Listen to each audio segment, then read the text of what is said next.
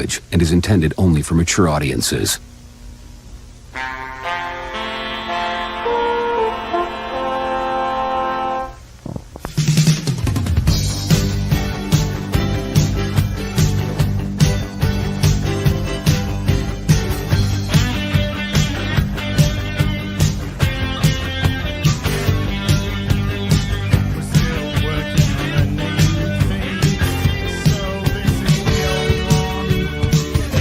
Molly, Molly, Molly. Moller, moller, moller, Molly.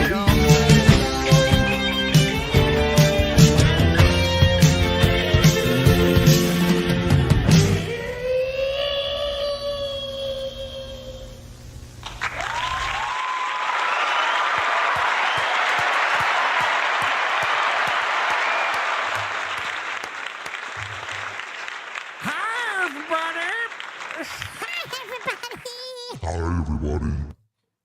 Oh, we're gonna. Dude, so many people on the cast today. All those different voices. Hi, everyone. Welcome to the real BBC. We're keeping you on your toes. It was meant to be on Gary's channel this week, but now it's not. But it will be next week, and then it'll be mine the week after, and then we'll just keep it consistent. But there you go. Wait, Yeah.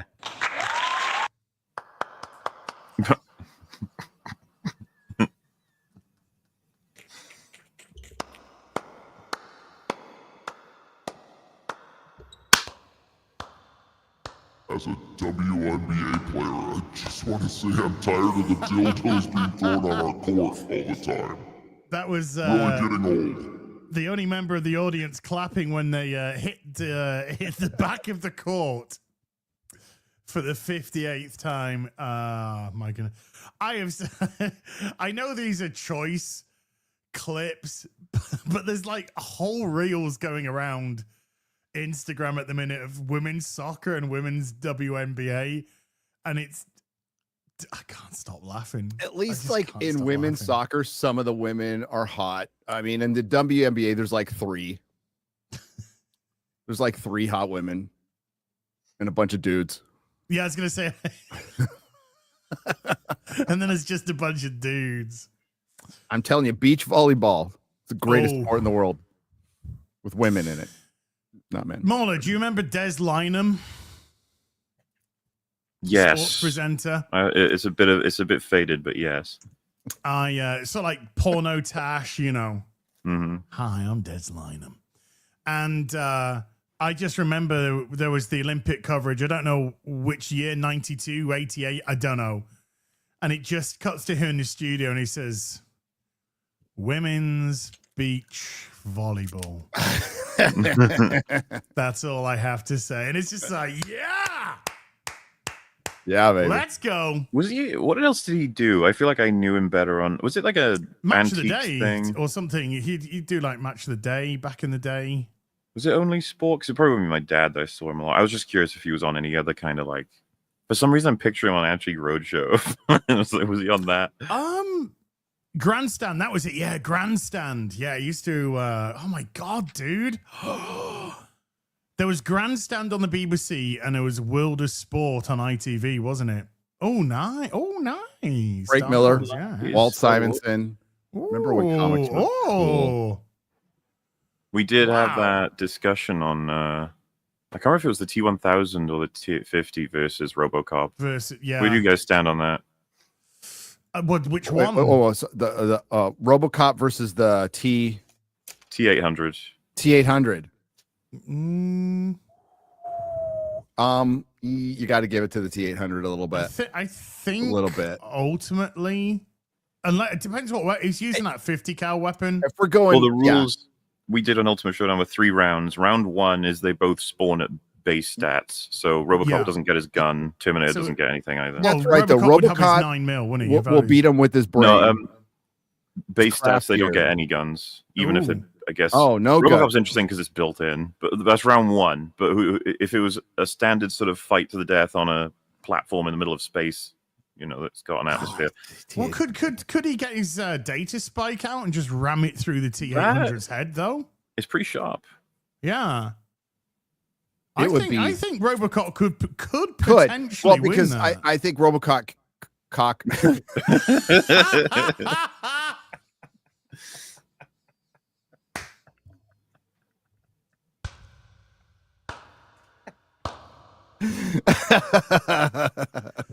Robocock would pound the Terminator.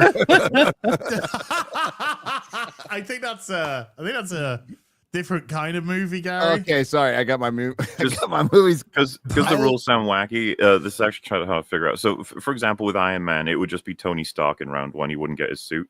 That's how we do the challenges. So with Robocop, it's like, does he get his gun? It's like, I mean, it comes from inside his leg, right? But like, yeah, it's built into his left thigh. You know, I still think we presumably for that round would do that. Round 2, he would get the gun. Terminator would have. This is tough. Does the Terminator get to have his plasma rifle? No, because he comes to Earth naked, so it's what he can salvage when he's on Earth. Standard generation for T-800s is with their plasma rifles, right? In the factory format, they used to scour the earth. So we're just talking about as rule of thumb, not as he comes to Earth type of business. Yeah, it tries to take in all accounted media.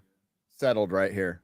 Well, so to be clear, Robocop can win. It's just, is he likely to? That's all. Well, does Robocop not? If he's coming with gear, then Robocop would come with his car. Would he come with Lewis? His partner as well? Well, yeah. Good question. I'm just asking the question. No, I don't. Yeah. I think though Robocop's not going to be able to do much against the T-1000. No, probably not. But Mahler, what about the new Hulu series with black lesbian Robocop versus black lesbian Terminator? Wait, what? Ooh, that changes the stakes. Lesbian. Lesbian blop. Yeah, what if they fall in love? Then they won't want to kill each other. Yeah. No, maybe they'll make Terminator babies. They'll make Termadildos. Robinators. Robo-dildos. And... but what? They just do what's it called? Are they called Rumbas? The Roomba, yeah. Roombas, you know. Rock'em sock'em Roombas. Rock'em sock'em Roombas. The robot fucking vacuum cleaners. But they have fists on them that go. Cats hate them. Anyway, folks, welcome to the Real BBC. Kicking off with Terminator versus Robocop out of nowhere, which is that's how we do things around here. So first of all, Morley, how you doing? Yeah, I'm all right, doing well. You know, just stuck in now to prep for that big old show we're doing on the 23rd. If in case people don't know, gonna have to lock in loads of guests, all kinds of videos and some memes. I found some things. It's funny. I take notes over the year when wacky things happen.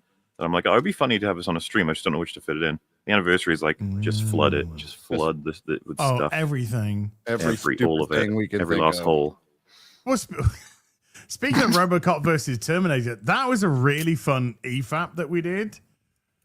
The Ultimate Showdown one? Yeah. Any more sort of Ultimate Showdown planned? We're thinking about it. We got loads of plans for different kinds of episodes. I think next time, instead of doing like a broad, nearly 400 matchups, we're going to try and whittle it down to the ones that we know everyone either has familiarity with, cares about, or truly hard to figure out. You know, like and revise like how different things work, but definitely try and pick stuff that's a bit spicy. You know, like, hey Gary, who wins, Zorro or Indiana Jones? Wouldn't Indy shoot him? Indiana Jones would just shoot him in the. to be fair, Zorro has a gun in a lot of his incarnations. Okay, so you can talk about Zorro with a gun. Zorro is a master swordsman. Yeah. Yeah. No fine. But Indiana Jones is resourceful. He's resourceful, but he's not like the greatest fighter. He's not. But he doesn't really have a moral compass when it comes to fight. He fights to win. He doesn't fight to... No. That's what's great about Indiana Jones is he's not the baddest ass. He's not the smartest guy. He's just super resourceful and fucking tough, you know, and won't give up. Scrappy mofo. That's why people like him. Yeah. And he hasn't got... So Indiana Jones would throw sand in his face. He gets some pocket sand. He'd throw it in his face and then strangle him to death with his whip. It would be an environmental death. It always is. Yeah. They're in a factory or Yes, something. yeah, he'll do something that will cause him to do something with environment, fall down a cliff. Which, to be fair, Zorro does that to people as well. Yeah, you know, gotta fight. environmental. You're fighting for your life. You can't. It's not no Queensbury rules bollocks. No. But neither of you have seen Smiling Friends, right? No. You really And, should, but especially because it takes like an hour to watch the whole season 1. But there's this character called Mr. Frog, who's this psychotic frog man who's super strong and runs around really fast, and we just had him in there, like Mr. Frog versus the Hulk.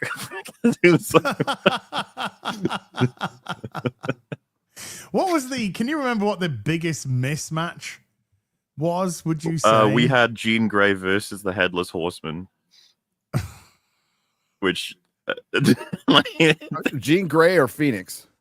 Phoenix, sorry, it was Dark Phoenix. Oh, shit, dude. Well, okay, so it's Evaporate just 'em. annihilated in every round. Then She would just she'd do something accidentally and fucking Yeah. evaporate him. You just I get- stand I- the Headless she'd Horseman. go He's cool. Evaporate him and go, oh, I didn't see you there. I'm sorry. But yeah, there was a couple of the accidents that came up in how I prepped it. But to be fair, I had like 400 of them. I accidentally put people with. I don't know where I got it from because I couldn't find it. I'd read somewhere that Headless Horseman in some of his incarnations was like extremely powerful, and it wasn't meant to be that he mashed up with her specifically. It just sort of happened. Here we Yeah, did- we had Kermit versus Bugs Bunny, I think, at one point. Something like Bugs that. Bunny would fuck him up. I think you're underestimating Kermit, okay? We've boy's seen, seen we've some seen things. Bugs Bunny in action, man. That guy, He's cold-blooded, man. He yeah, is cold-blooded. he can talk Eartha He's a killer. Eartha Kitt. Eartha Kitt. Because I think you know one as, but Gary, who would you have guessed one as like the most powerful character in all of fiction? Mm. In all of fiction that's ever existed, Our last like 10 contestants are all going to be ones you're probably going to mention. Hiro Luvatar. He wasn't in the running. Oh, well, he's fucking God. Like, he's come on. To be fair, some of these characters seem to be Batmite, Who's Batmite? Mr. Mixelplick, they're fucking pretty powerful. These are fifth dimensional creatures. Fifth dimensional creatures. Got to pick some fourth dimensional ones. Fourth dimensional ones. Morgoth? I didn't realize Morgoth was that powerful. He's pretty Like- powerful. Well, compared to like Dr. Manhattan, who's winning. Oh.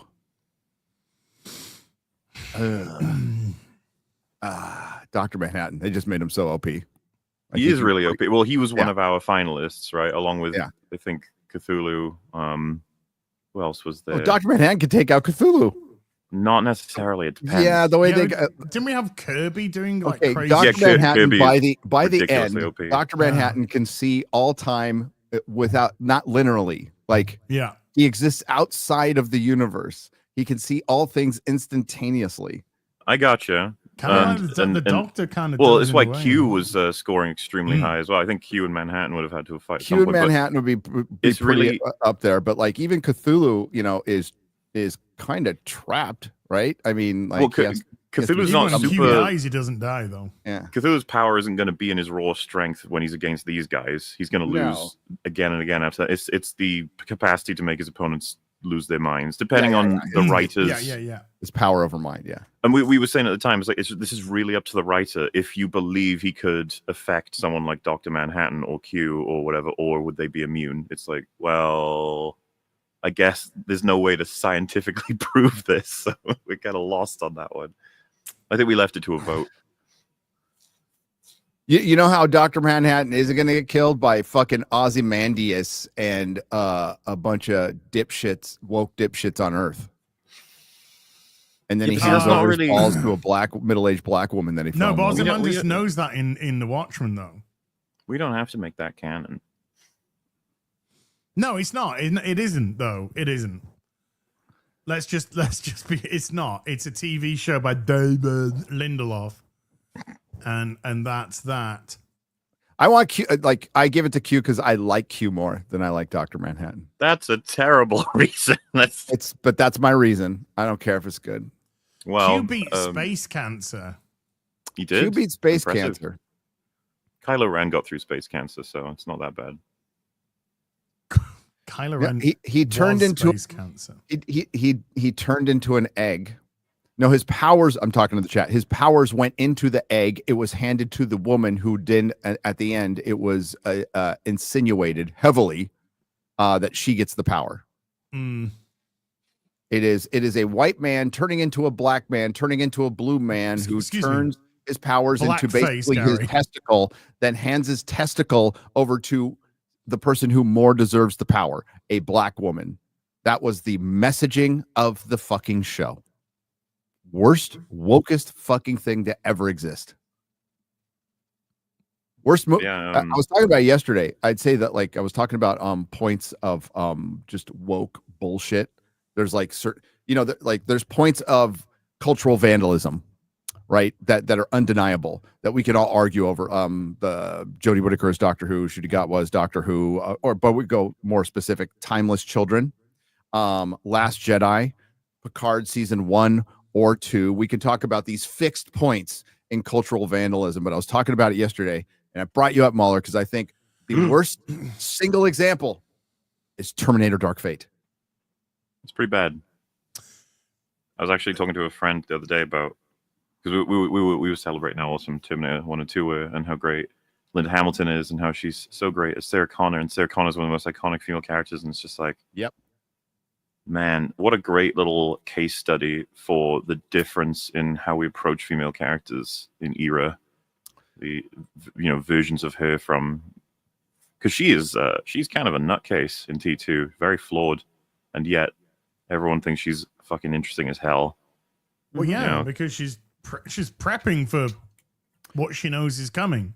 In her eyes, she knows it's coming. Goes so crazy. She alienates the one person she's trying to protect, her son. Her son. Her son. Her son. She's committed, thanks to Kyle Reese, that he is the future of mankind, as opposed to treating him with like warmth and sort of raising him in that direction. She's a really good drill sergeant. She's not as fantastic as a mom. In film, this is separate from Doctor Who because the same thing ended up happening. But in film, the creator of the franchise came back and killed the impetus of the franchise, John Connor, in the first 5 minutes. Brought back the female heroine that all of us brought up like we were being accused of hating women. We love Sarah Connor. Brought her back, made her anti-natalist, turned the Terminator into an immigration allegory, a trans allegory, and a rape apologist allegory. It is, dude, it is all of that shit. It is When so did the bad. Terminator go around doing some graping? And they turned the Terminator into Pee Wee Herman. It's funny how Predator, as bad as the Predator is, it's like, oh man, I can't compete with that. I just made them Autism Hunters. It's like, No, yeah, that's on a different nothing level. compared to Terminator Dark Fate, bro. That is just Still, something all these films do that I hate is the little symbolism. Like, you remember in if you remember the Predator, they have the giant CG monstrosity rip the old like prosthetic, actually their physical effects Predator head off. Like, look at me, I am, I'm better than, like having a fucking, big CG dinosaur eat a T-Rex or something. You're just like, yeah, whatever. Yeah, You gotta have your moment. We've seen that's worked throughout history, time immemorial, and all that. Well, it's when it's Genesis, I think, that has the T. What is it called? That the fucker that John Connor is, like the T1 million or whatever the hell, and he picks up the T retarded. He picks up Arnie and says, like, T11Zs. you're like an antique from a deleted timeline or some shit, referring, of course, to the Terminator that was in Terminator 1. Ugh. It's like, go away. No one likes you. But Star Wars has been doing that. Disney Star Wars has been doing that since Disney Star Wars has taken over. Yeah. Look at our characters are better than your old characters. By the way, Well, I mean, rewind to dead. 2012 to 15-ish, and someone would have said, it's like, all right, Han, Luke, and Leia, everyone loves them, and Vader. We need our own, and we need our own because it's going to have way more longevity. A lot of the people involved with these characters are either super old, dead, or don't care. We need to get a whole brand new set. And it's the same, like, corporate approach to a lot of different things, right? It's like, we need them for a long old time. So let's get some new ones and like get fans to love them. How do we do it? It's like, I don't know, just do the same thing we did last time.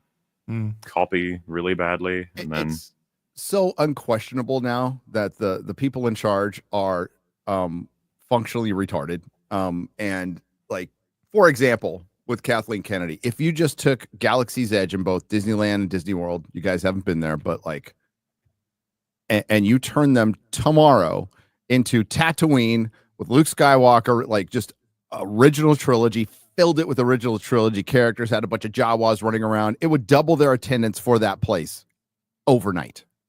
It would create energy.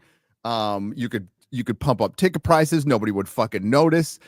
It would change it. Despite all of the damage they've already done, they just did that simple act. It would increase people going to the parks, and they won't do it because of Kathleen Kennedy's ego.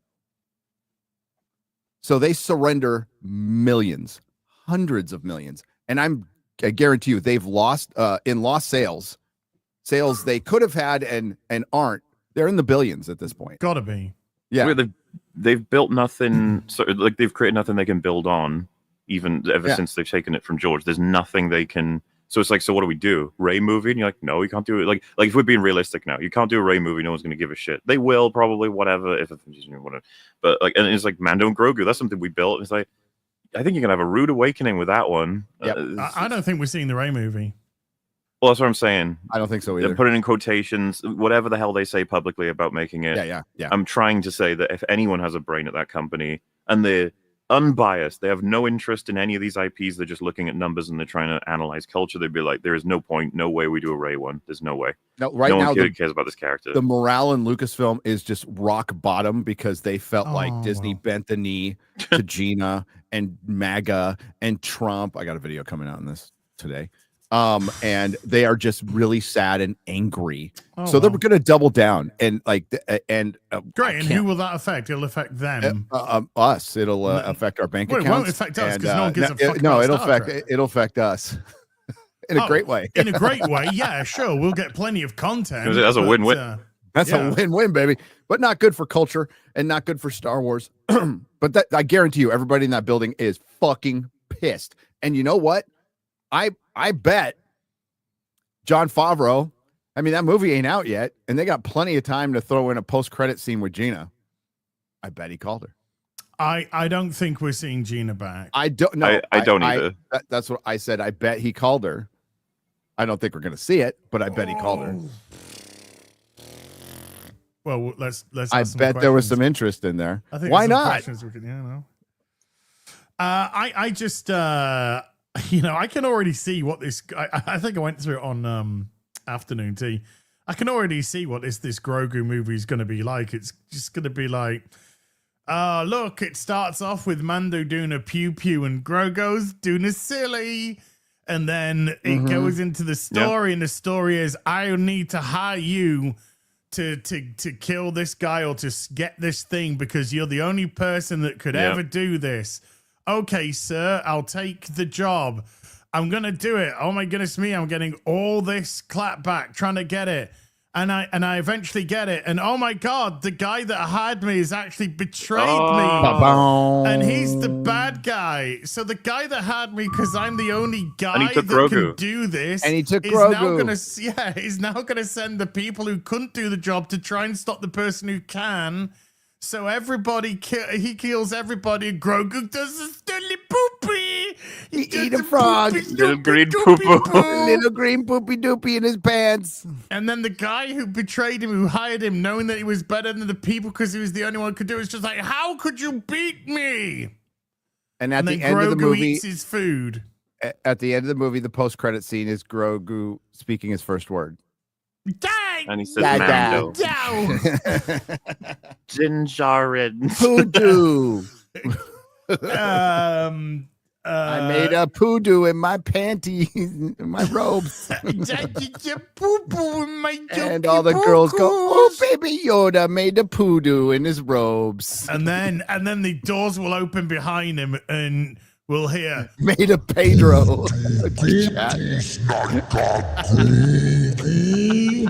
And he'll be like, oh my God, Jabba's my dad!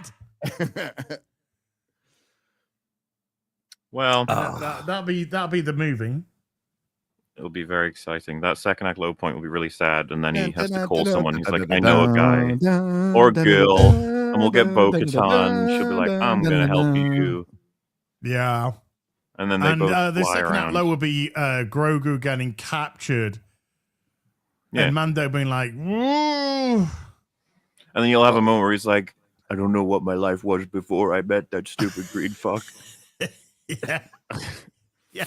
And the entire movie will be Mando flying by some walkers, and then he flies by. Then he flies by the Millennium Falcon, and then he flies by a TIE fighter and a reconstructed Death Star. Dave and Filoni turns Force up in a TIE Ghost fighter Obi-Wan, again. and Yeah. you know. And then Ahsoka comes in and saves everybody. Yeah, Din Djarin, we know that you are And not a folds her Jedi, arms. but we're going to Force Ghost you anyway for cameo purposes. He flies by Cloud City. Yeah, he Yeah. just flies by everything you remember. Hey, hey, Lando. Hey, Mando. Hey, Lando. Can't Sounds wait. great. I bought my ticket. 400 million at the box office. Hell yeah. Yeah. That's what I'm 400 looking million. at. That I could Hey, believe that it would only get to 500 that, million's the new billion, everybody. yeah. It's the new quintillion. It's the new quintillion. Yeah. Oh, speaking of Holy shit. which, Well, before we get to that, yeah. real quick, there was that rumor that was going around that Obi-Wan's going to be in Ahsoka. I mean, Yeah. fucking how? He's dead. But Ghost. I mean, Force Ghost. Well, World Between Worlds. it was Ooh, fucking don't. somebody misquoting Ewan McGregor. He was talking about his wife being in the show. Hey, what? They had Vader and Anakin in it. Oh, I know. Yeah. But He's they even deader. misquoted him. But the fact that that was news, and I'm not the only one to point this out, but the fact that that was news shows you like where fucking Disney Star Wars is like, we're going to get a Force Ghost of the recast. Sorry, prequel fans, the recast Obi-Wan Kenobi. And a fucking season 2 of some bitch who crosses her arms and survived everything and sat everything out. Hey, you And know, had a really- that was one of their best cards to have played, and they fucked it. And you could be like, can't they just play it again? I know Hayden Christensen has said he'd love a Clone Wars focused Well, live what the hell is he action. doing? He's just on his farm in Canada all day. God bless him. But you He's know, waiting. He's just yeah, waiting for Disney to it's pick not him like up. he's waiting for other. It's not like they're rushing to give that guy other roles. It's not like I've seen him in TV series or anything like that. And I That's what like I'm the guy. saying, man.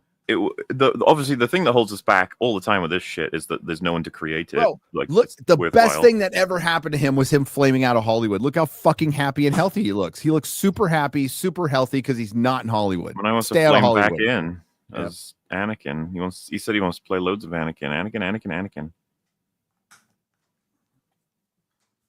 It's exciting stuff, man. We could have a whole ass season of Ewan McGregor and Hayden Christensen. Yeah, I don't know doing why they Clone haven't Wars just done a Darth Vader series.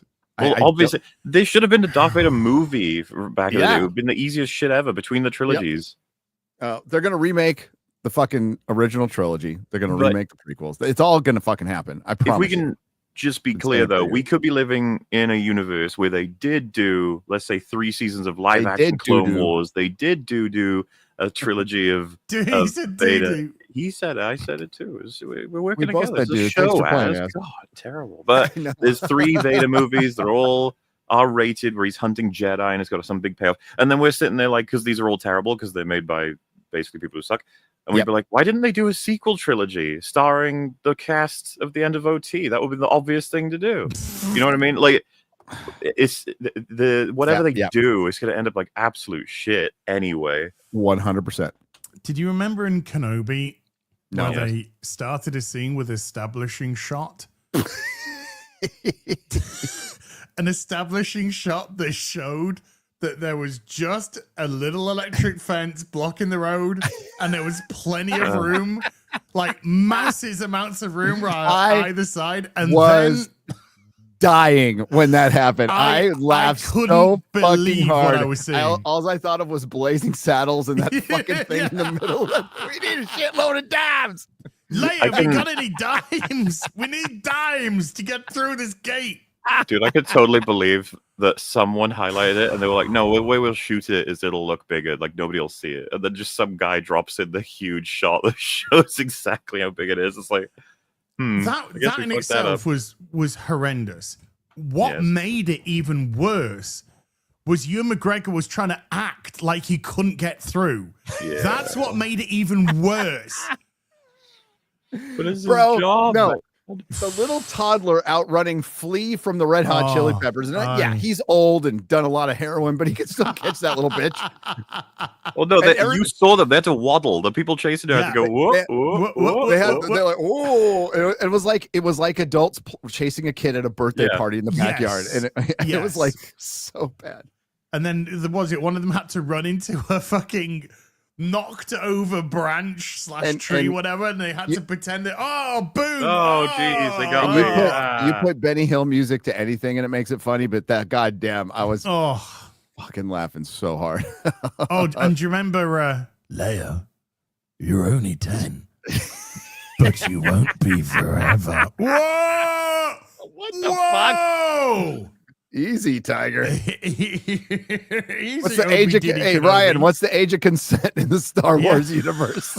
What's the age of consent on Alderaan, Ryan? Not high enough. Can we get an age of consent on Alderaan, please? He'll fucking know. We're about to find out the real reason Alderaan got blown up. The Empire did nothing wrong.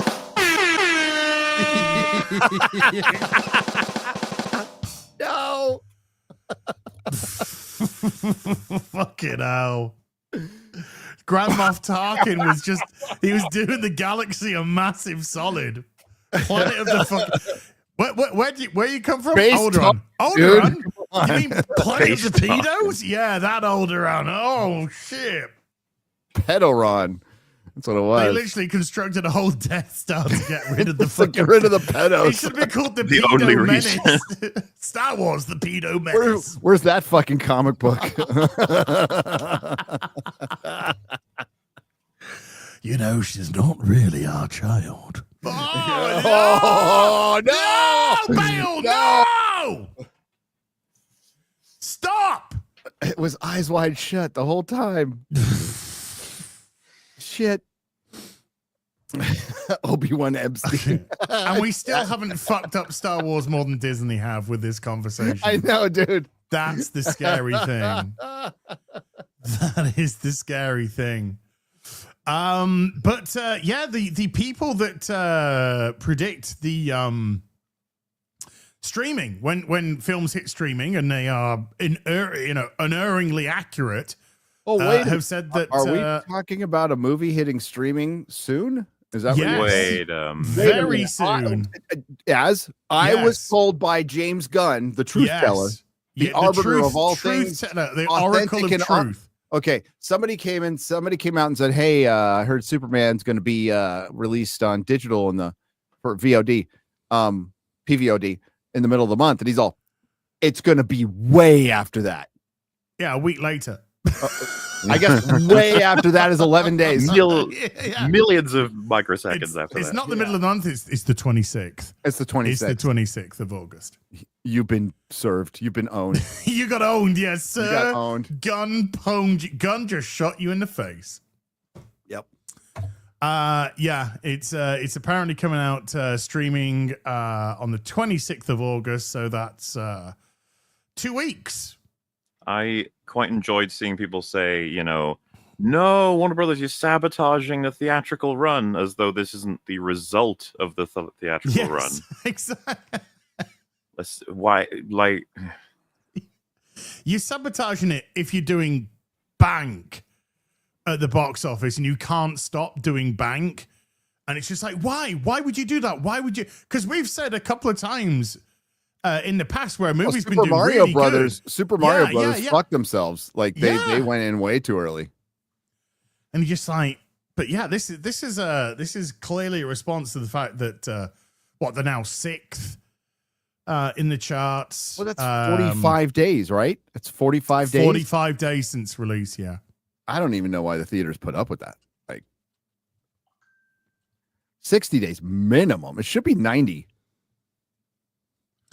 Hold hold on. Superman 2025 streaming release. Some people are saying it is the 15th. We'll see. But they've no, it's coming on. Yeah, Superman is expected to release on digital streaming on Tuesday, 26th. Yeah, 2 weeks today. Yeah, 26th. Why are so many people saying 15? Because that's what they originally said. That's what the guy said. Oh, I got you. The guy originally said the 15th. And it's way after that. And Gunn said it's way after that. 11 days. Less than 2 weeks. So 11 days is way after people that. Are saying they've now announced it for the 15th. What? Hold on. No. I'm not seeing anything online at the minute about that at all. I'll have a look as well. Available for digital. Oh wait, discussing film. Oh, James Gunn's Superman releases digitally tomorrow. Tomorrow. Are you serious? Yes. I am the only person on the internet that is not blocked by discussing film. And this isn't the parody account. Yes, this is the. Oh, there's a better source than that. This James Gunn.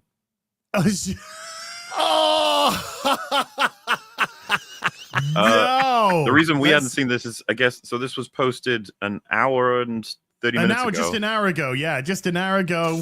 Superman is coming to your homes this Friday. Ouch. What do you mean? This Friday, the 15th, available now. Oh, he's from just pre-order. Another fucking lie, dude. Catch it while you can. What do you mean while you can? It's never going off digital, you bellend. Yeah, it's not going to go away. Get it while limited digital copies last. Wait, what? Well, they needed to get it on PVOD because then it goes on to Max where they make no money.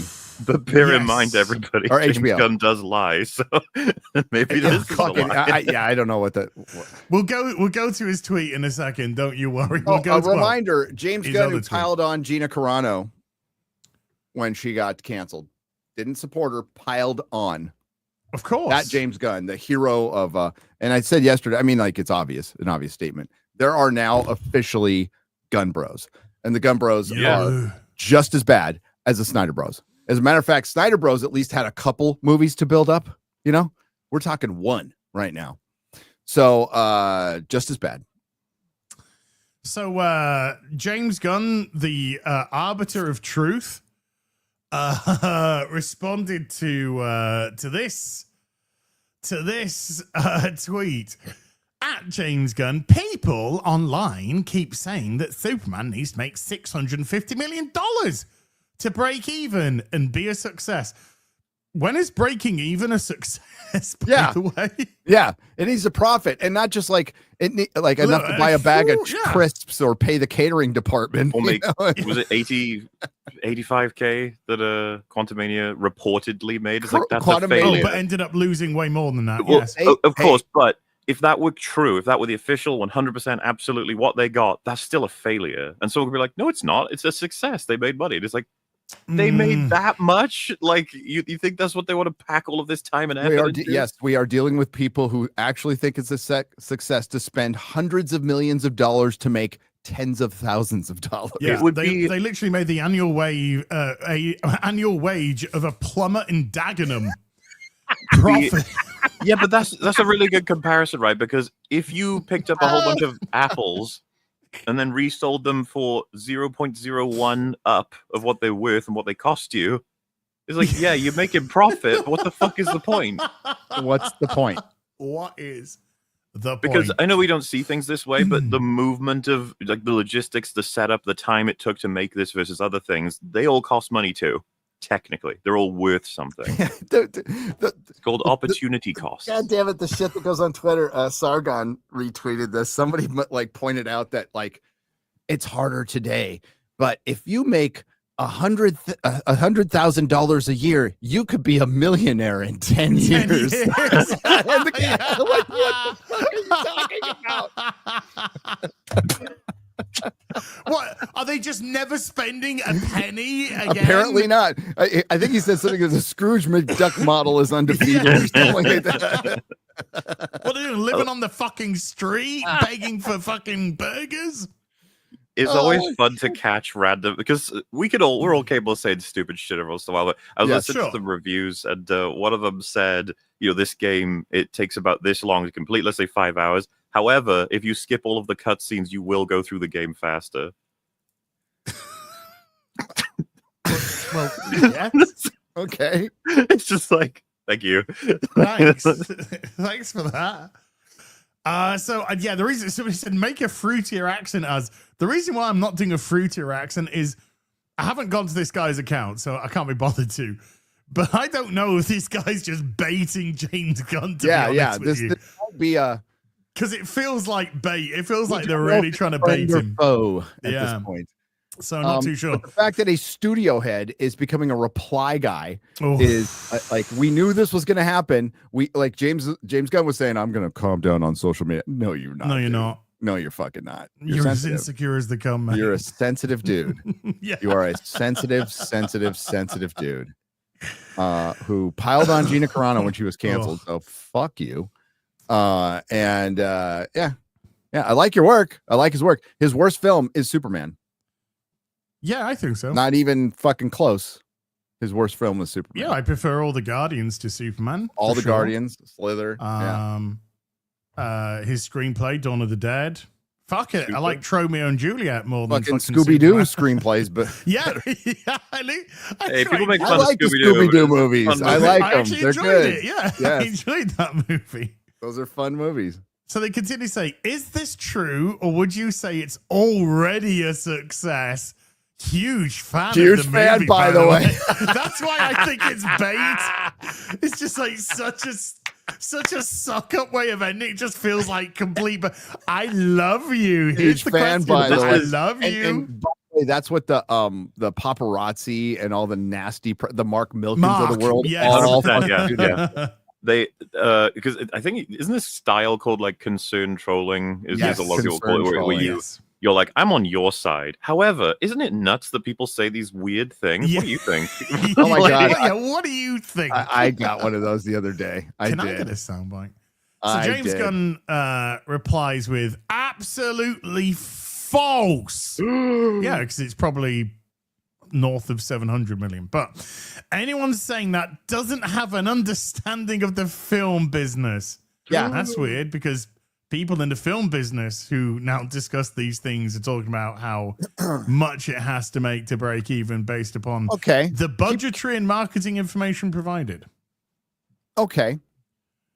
You mean all those people who have a great understanding of the entertainment business who allowed the Colbert Show to lose $40 million a year and cost $100 million a year for years? Those people?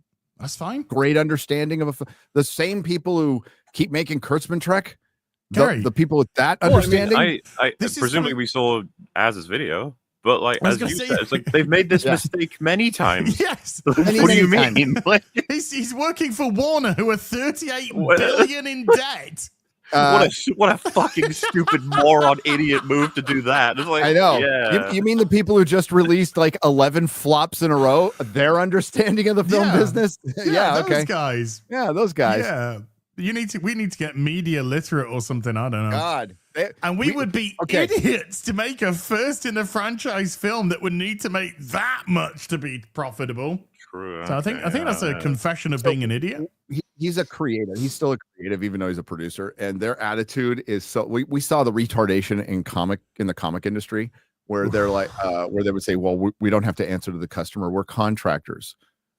You aren't the customer. You aren't the customer. The comic book shops are the customers. Comic book shops. Diamond is the customer, and it's like, you are retarded. You are actually fucking retarded. Especially when you're out there all the time with your name badge on, with your I work for DC Comics, and that's the only way you can get any kind of attention.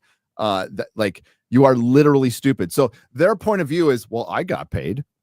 Yeah, I got paid, so I'm all right. It's profitable for me. Yeah. And they don't care. That's why the actors, producers, they don't care. And the studio right now, what's going on with the biggest problem is, especially with streaming, is the studio is kind of not back in the old days. Each movie would be counted individually. Now it's part of a pot. Now it's part of a big pot. And that's why so much terrible shit can continue, and we can go back to just 10 years ago, and so many good things were canceled almost immediately. Dude. Yeah. I mean, but now it's just this big pot. And as just pointed out, Warner Brothers is still in debt, massively in debt. $8 billion. They had to reorganize their company for a third time in under half a decade. So, yes, this is important. No, this movie isn't going to be very profitable because you also have to bank it against the other. And quite frankly, Warner Brothers has had a decent year.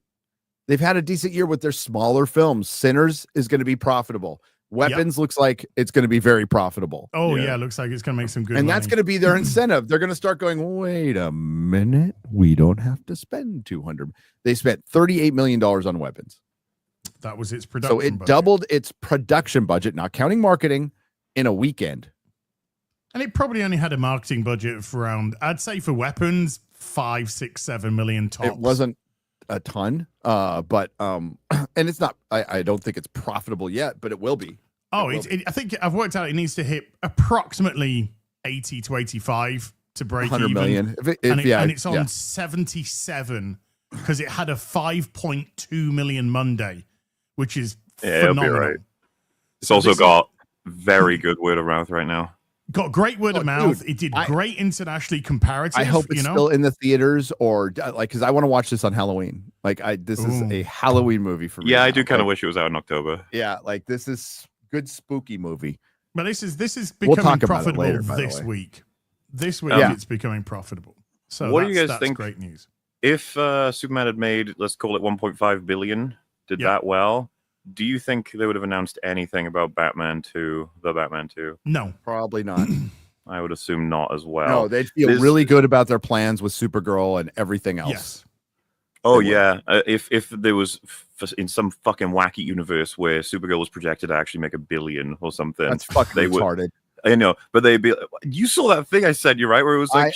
Listen, I did, and I think it's a troll. But let's just make it clear. So. Let's make it clear. It said something to the effect. I don't even know if Supergirl's coming out the same month as Spider-Man, but they said, "Oh, Supergirl's going to make more than Spider-Man," and I just tweeted out, "No, Spider-Man, brand new day, fucking terrible title, is far more likely to make more than Superman and Supergirl combined." Yes, I think it's going to make more than Doomsday.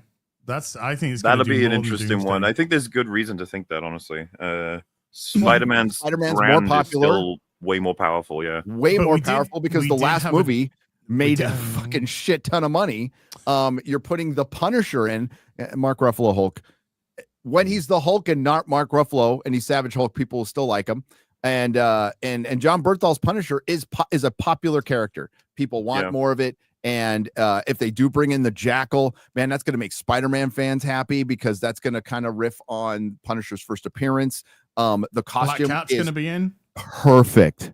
The costume is perfect. It is one of the best superhero costumes in the history of superhero costumes. They finally got it right. It's hinted that Black Cat's going to be in as well. There's as proof of the evidence of the Gumbros thing. It's like they are actually getting to the point of delusion where they're thinking like Supergirl's going to rock the box office. It's like, guys, what are you rock it with what? Why would you ever? There's just nothing to think that would ever happen. And the thing is, there were going to be telltale signs, but well before this movie came out, we were like, how fast it goes to streaming and whether or not they talk about the Batman 2 and what statements are made publicly at what, where the line gets drawn for how much money it must make to be successful, guys. 100%. These are all little, like, it's interesting how they've all been fulfilled. You know, all these boxes have been ticked for like, oh shit, it did fail. Well, and they're working on Batman. Like James Gunn even said, although he's a fucking liar, they're working on his Batman. and now the soonest they can bring his Batman in is 2028. That's some panic shit right there to generate 2 major live action Batmans at once, where one of them they have nothing. One of them has nothing to do with the universe you're building, and yet is more popular than the universe you're building currently. What are you doing? This is worse than Marvel starting without X-Men and Spider-Man. This is actually worse because you're putting At least they didn't have a choice. You're poaching your biggest character. You're poaching This them. is worse than starting Phase 4 without starting it with Fantastic Four. Oh, 100%. That's so fucking stupid that they didn't do that. And they started Phase 4 with a dead character in a prequel. But there is a wee but.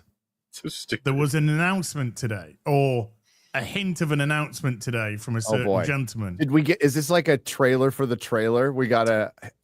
I'm gonna announce my announcement.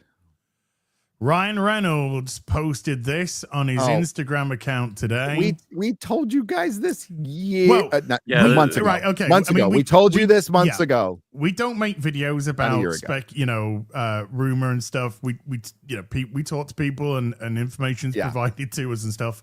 We don't do that rumor monger stuff. But we did say in a stream, we said that the reason people were saying, why wasn't Ryan Reynolds in the chairs? Why wasn't Hugh Jackman?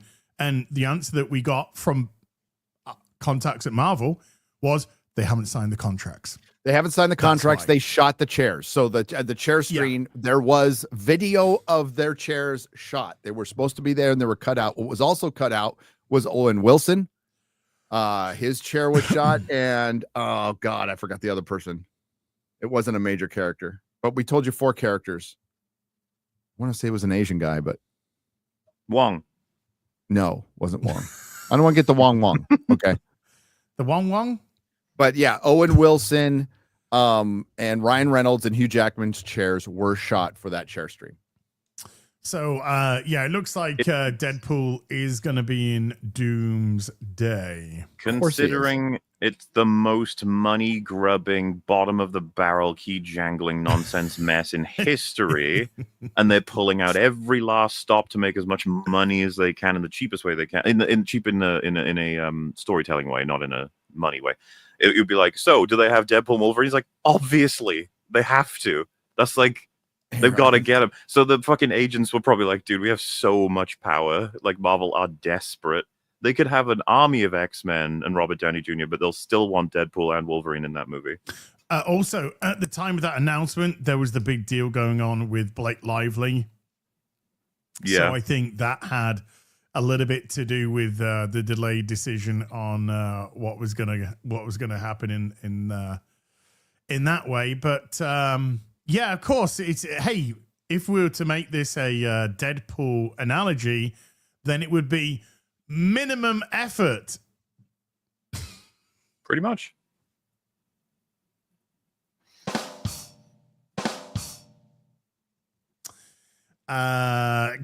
He's frozen in time reading. No, I'm looking up my text to see who else. Which 4 it was. But I got to scroll like through months of text here. So, yes, James is Superman coming to streaming on the 26th? Screaming. No, screaming. Yeah, it is screaming. No, it's actually going to be August the 15th now, which is this Friday. Well. But I think that the banking on the people that can't be asked to go to the cinema may be going, all right then. And the people who have seen it can't be asked to see it again at the cinema, but would potentially buy. But to me, 45 days, that doesn't say, no, it's going to be less than 45 days now, isn't it? Because it came out officially on the 11th. Yeah. Oh my Lord. It officially came out on the 11th of July. So that means 35 fucking days. 35 days. Aquaman The Lost Kingdom was out in 32. Damn. And Captain Black New World was 60. Okay. Ryan Reynolds, Hugh Jackson. Hugh Jackman. I am for real. Hugh Jackman. Owen Wilson, Ki Hu Kwan, and Danae Guerrero. Oh. Who? Alrighty.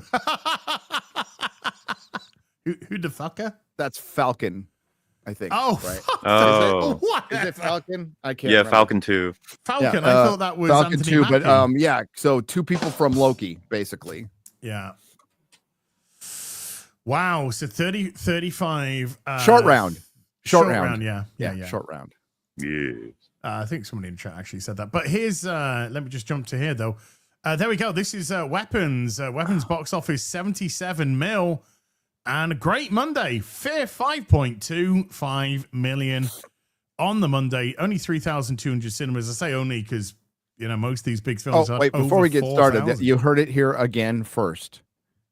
Again. Hugh Jackman's Wolverine will definitely be in it. Like, Yeah, he'll sign the 100%. contract. He's got Yeah. so much fucking power right now in yeah. signing that contract. Now then, I tell you what, I actually after we've discussed briefly discussed this, I'll go into that. But yeah, Weapons off to an absolute blinder of a start, absolute blinder. So it probably needs to hit just another 8 million, and it's going to start moving into profit, which is fantastic because Naked Gun's 54, and it needs to hit another 40 odd, 46 to break even. That's not going to happen. Budget just ended up being too high. Celebrated quite thoroughly too. I'm sure they're happy with its performance critically, whether or not it blasts the box office. What? Naked Yeah, Gun? I mean, it was No, Weapons. funny. Weapon. Weapons. I thought you Yeah. thought Naked Gun. No, fuck Naked Gun. Oh, Weapons was No, great. Weapons and is it had a great critical sleeper hit of the response. summer, I think. It's been pointed out like not much is coming out, so it could just kind of. They knew it though. Just There move was along. a huge bidding war for this film. There was a huge bidding Oh, war yeah. for this film, and Well, now we know Peele- why. Yeah, Peele And I really stand. wanted I it. agree with the people who. And we're very fucking lucky. Jordan Peele didn't get access to this film because he would have ruined it. He Well, would have just ruined would've it. been Pedro just- would have ruined it. No disrespect, but it just would have been completely blacked. Well, he 'Cause always that's does, what Jordan Peele does now. racism allegories, which this Yeah. film is not about. So No. he would have to alter the whole storyline. And Jordan Peele sacked his whole team when they didn't Yeah, get it. I get why he's mad. I'd be mad too. But yeah, having seen it, I want to go see it again. Mr. Porkchop's up here at the moment. I'm kind of hoping that Mr. Porkchop's will be like, yeah, I'll go to the cinema and see it. I'll be like, okay, let's go do it. Let's go do it. But I'm so gonna take, does that sound Junior. like Go see does that sound like a great success for Superman? Because they're saying it is. Sure. Okay. Then Man of Steel was a success. Even more successful. Well Even- done. Well, Zach. Good job. no. You see, Gary, we've lived through that, and Man of Steel was a huge disappointment. Remember? Oh. No, because if James Gunn's Superman's a success, then Man of Steel has to be a success. And guess what? The Batman was a massive success then. And I heard the same people who were saying the Man of Steel wasn't a success, and the Batman was disappointing, saying that Yes, Superman's yes. James Gunn is a success. Although the Batman, a 3-hour movie that was shown fewer times in the theater, closer to COVID, which I still don't think was an excuse, did better. And Man of Steel sold more tickets by orders of magnitude. Why is such It's a not even Snyder fucking bro? close. I know I'm such a Snyder bro. Man of Steel and Superman's James Gunn are not worthy of looking upon or holding the dead Dick Donner's jockstrap. I'm a No. Donner bro. Yeah, boy. But yeah, 580 worldwide, and it's down to like 1 million now on the Monday, which probably means the Thursday is going to drop below a mill's down to 2,900 and They would've- 20 theaters. But that's the thing, though. Well, It's I not, mean, like, it's not bringing in the funds don't- anymore. People will engage the autism, and I hope they do. That's the wonderful thing about the internet. And we could start comparatively looking at the people saying that Superman's a success, who were saying things like Thor: Love and Thunder weren't a success, or The Rise of Skywalker wasn't a success, which Hmm. I would agree with, by the way. And other films that had kind of bigger budgets, but also had high budgets, but like arguably, not even arguably, Rise of Skywalker made more money than James Gunn's Superman, like twice as much. Well, at the box office. At the box office, yeah. Thor: Love and 1.1. Thunder got to 700 million. Wakanda Forever got to Multiverse 700 or of- 800 million. Did Multiverse of Madness make over 800? 800 million? Multiverse of Madness almost made $1 billion. Yeah. Yeah. But man, did that die off after the first week? Yeah. Yeah. So like For we what it start should have done, it comparing should have movies flown that over $1 billion. other people said. I mean, like I didn't say Doctor Strange Mom flopped. It sucked, but it didn't flop. Well, it did because the budget came out and it was ended up being over 400 fucking million. Yeah, So it didn't make money. but okay. But the studio initially lied about that, yes, they did. But apparently Warner Odd Brothers how that tells the happened. truth about their budgets. Of course, I believe And James Gunn tells the truth about their budgets. That's what I'm pointing out. See, because they're the good guys. Yes. And Disney's the bad guys. Yeah. Warner Brothers good guys, Disney bad guys. I'm not sold on Warner Brothers. I know Hollywood hates Zaslav, and you got to kind of like him because Hollywood hates him, and I'm down with that. But I'm not sold on Warner Brothers being the good guys because of, well, I got two words for you: Black Snape. What have Warner done good? Seriously, though, what have Warner done good? Why are they the good guys? Weapons and Sinners have been successful movies. 2 movies which have come out within the last 2 months or so. Yeah, and they were successful because they were lower budgets and they did well domestically. But if a movie flops, or hey, they did Minecraft too. That was a great piece of cinema. Is that Warner? It was. Yeah, they've had a better year than Disney. Didn't hit that billion though. But well, hey, when remember, Disney did hit the billion, all the profits from that got eaten up by Elio and Thunderbolts flopping. They had to write down $25 million. What I'm saying is there's nobody we don't want to just be blindly rooting for people just because we hate the other side. Like, I know it makes no sense. That's fandom. That's fandom, though. That's fandom. But no, I'm not going to blindly root for some studio. Yeah, exactly. There's a difference between that. It's fandom's the love of specific characters, the love of, this genre. Fucking a studio isn't fucking fandom. A studio is the most anti-fandom you can possibly get.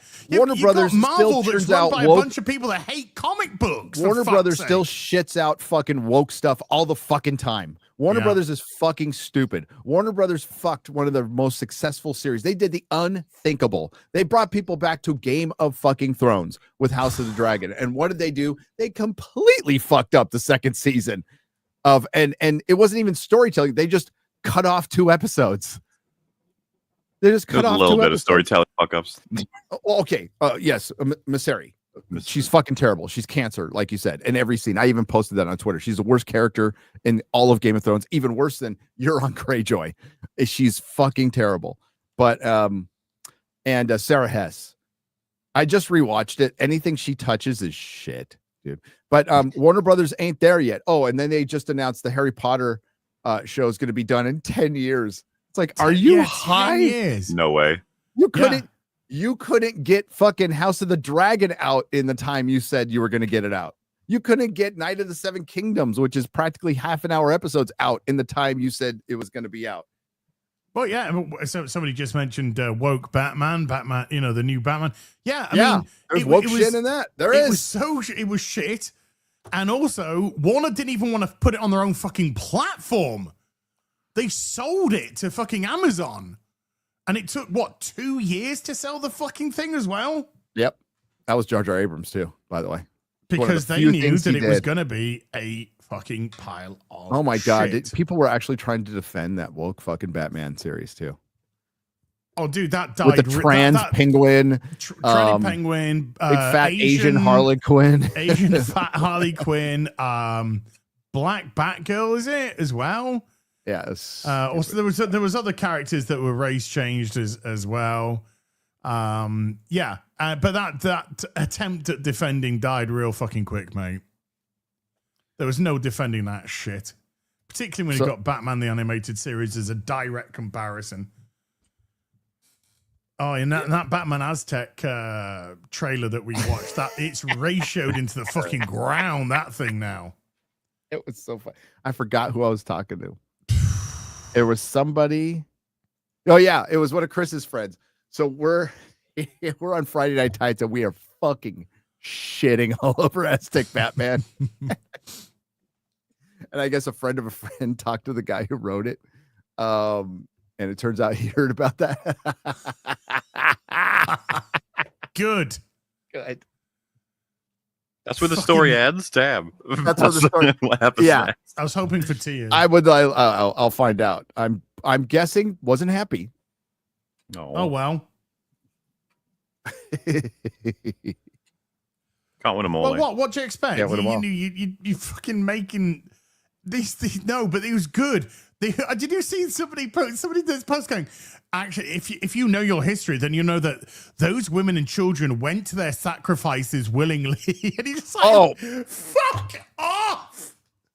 Fuck off! If you know your fucking history. retard. Yeah. If you As know soon as your you know- history, As soon as you know something starts like that, you know that there's a huge amount of absolute bollocks that's just about to come in. if then. you know your history, the Aztecs were as bad, if not worse, than the conquistadors. Okay, Yeah. they were two evil empires fighting. Okay, that's what they were. What do you think? The immediate joke that pretty much everybody made about Aztec Batman was, does he get his powers from sacrificing children? You know, Yeah.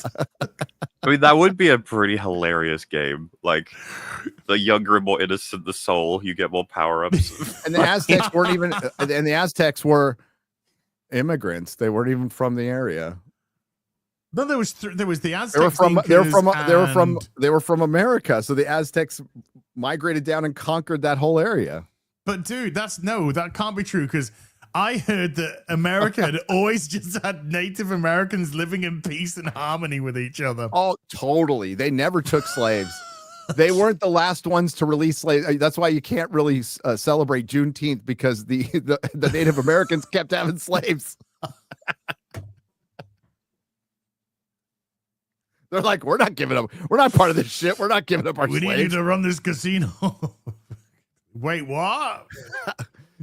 Hey, that was a huge gamble. Marvel went off the reservation, but Yeah. Echo. Yeah. I tell you what, though, for all of Echo's faults, again, I will never ever stop laughing at Kingpin going to Sarah and go, "We need to talk, and if you want to come talk with me, then I'll be at the casino hotel." I know. Oh my god. People got mad at us over Blue Beetle, and it's like they're the ones who named their fucking Toyota Taco. Taco, Okay. yeah. And had a whole thing going, Because it's a I love Tacoma. tacos. So you call your Tacoma the taco. And it's like they're the ones who kept on talking about fucking tacos throughout the entire fucking movie. Can you remember Tacos are good, by the way. I love anything tacos. about Blue Beetle? Batman is fascist. That's the only thing that I can remember. Batman is fashion. Man. Oh, Susan Sarandon was in it, and she was really Yeah. bad. She was really horrendous. bad. Yeah. But I can't remember any story beats. Yeah, what's up with I can't DC remember and the anything. fucking evil grandmas with Shazam 2 and Blue Beetle? It's like evil elderly women. Well, that's Superheroes fighting grandmas. It's really exciting. Hell yeah.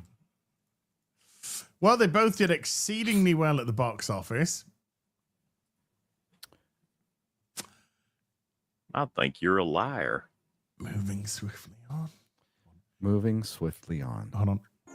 No, wrong one. Wait, no.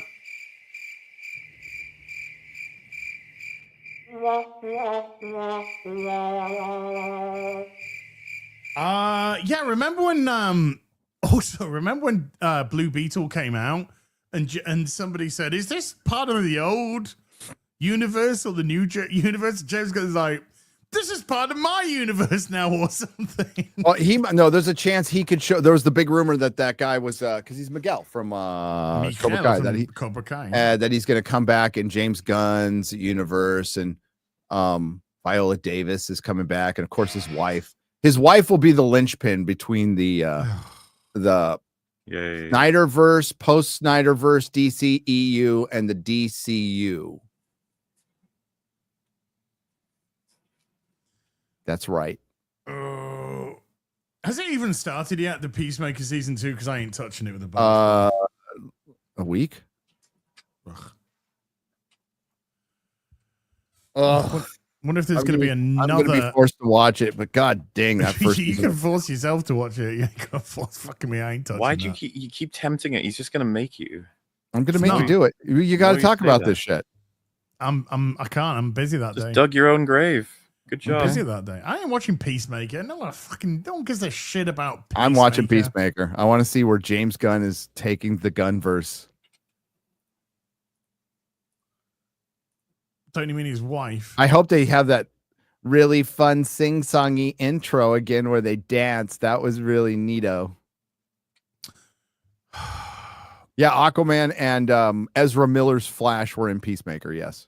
Yeah. Yep. And the silhouette of Wonder Woman and the silhouette of Superman. And Peacemaker said that they're all wankers and shit. Haha. And then Flash said, "Do you like water?" to Aquaman. You know what? Peacemaker's going to be in his tidy whities again in season 2. Just for Grace. Grace is gonna fucking gush a river. She was. We literally saw her get actively flustered talking about John Cena's package. I mean, good on her. You know, maybe John will give her a call. Who knows? We do, and the answer's no. Anyway, John Cena's a babyface again now. They ditched the terrible heel run, and he's now back to a babyface, not making children cry. Oh, in wrestling, I don't. Yeah, Was it worth it? Was the the his heel turn little worth arc? it? No, because John Cena's he's done so much Make-A-Wish stuff. It's unreal. It's like the person that's done the most Make-A-Wish, and it isn't even close. There's nobody even close to the amount that John Cena's done for Make-A-Wish. And then he suddenly had to come back for his final year of wrestling. And this is it. This is his retirement year.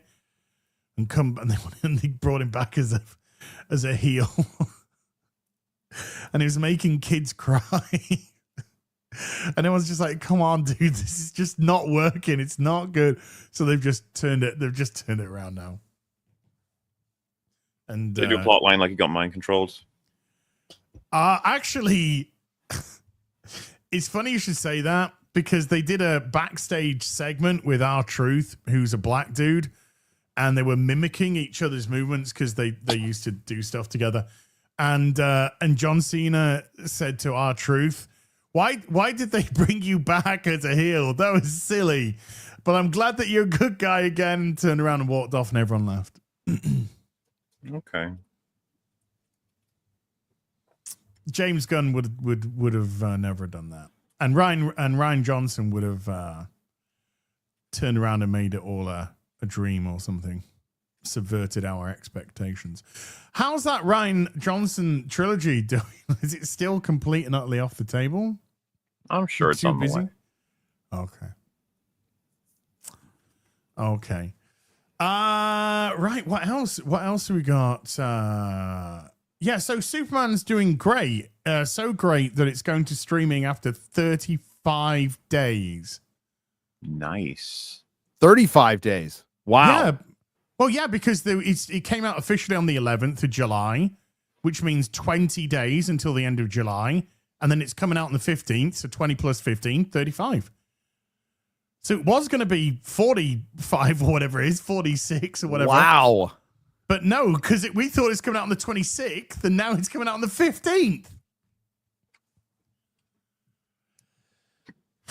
They saw that weapons box office and they went, "Fuck, we're not going to be climbing back up." No, it started fading like last week, but it's starting to fade now. It's like 6, so it dropped. Fantastic Four is fucked. I know we're going to talk about that in a second. I'll be right back. I got to make a quick call. Okay, but go on, Molly. Yeah. What do you mean? Oh, I thought you said something. Sorry, dude. I didn't say nothing. Sorry, dude. I thought you were saying something. Yeah, let's bring up Fantastic Flop, because this film's just died. How does it? What does it track the same as in Marvel's sort of Phase 4 and 5 history? It is tracking, I think, now below Ant-Man Quantumania. Ow. Really? Yeah, Ant-Man Quantumania got sorry, it's tracking alongside Ant-Man Quantumania-ish. I am just trying to today's daily isn't in for it. Oh no. Yeah, it's looks like it's tracking slightly below now. 435 million worldwide. And the drop, look at that. Ooh. Oh, God. It's now gone even below the tracking. And look, this is after just over 2 weeks, man. And we're already bringing in less than 1,000 a theater. So the Monday... Yeah, so this... it looks like the Monday's probably going to be like 1.8, 1.9 mil, maybe. It's just kind of funny because we, much like a lot of people, track just how much interest. We're like a representative slice, you could say, of interest for how Marvel's going up and down and stuff. But I think everybody was kind of like, oh, yes, we knew it was bad, but oh no. The first week drop off of that 60 odd percent, was it 60, 61, 67? That was it, yeah. 67% drop off in the first week just spelled that was it. It was done. Yeah. You can't recover from a 67% drop because even if you're going down in slightly lower increments because you've lost such a lot of people, the increments that you're going to be going down in, even if it's 40, 45%, it's going to be so low because you lost the bulk. You lost 67% in your first fucking week. But the second week just put the final nail in the coffin. It's nearly 60% drop in the second week from the first, which is colossal. You'd expect it to be 48, 49. No, 59. Yeah. And they've already ditched 525 theaters after its second weekend. Move out of the way. Yeah, move, bitch. Get out of the way. We need them for War of the Worlds. Coming. That didn't go into theaters, right? No. It was number one on Amazon. So, recap me on this. Hang on. Yeah. Sorry, audience. So recap. Fantastic Four, 67% drop first week was horrific. It's just horrific. Yeah, it's terrible. But with the second week dropping nearly 60%, that's just done. It's just doomed now. Because you with such a big drop off rate, you're expecting it to be around the 45, 48 mark. If you're lucky, but no, it's nearly 60% on the second week. So this is just dropping in huge increments now. And with it being at 435 worldwide, relatively similar international to domestic, certainly not the way that the internationals flop with Superman. It's looking like this might not do the numbers of Ant-Man Quantumania. Listen, even if it gets to 550, that's terrible. No, it's not. It's never getting to 550. You're never getting at 150 mil. Yeah, no. It's not making its money back. It's never. I don't think it's hitting 500 now. It might not.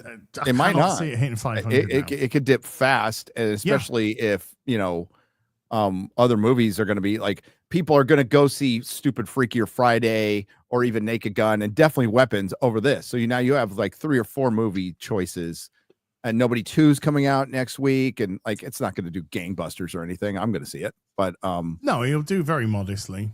Yeah. But it might just be, what should we go see? Fantastic Four or Nobody 2? Oh, we'll probably have more fun with Nobody 2.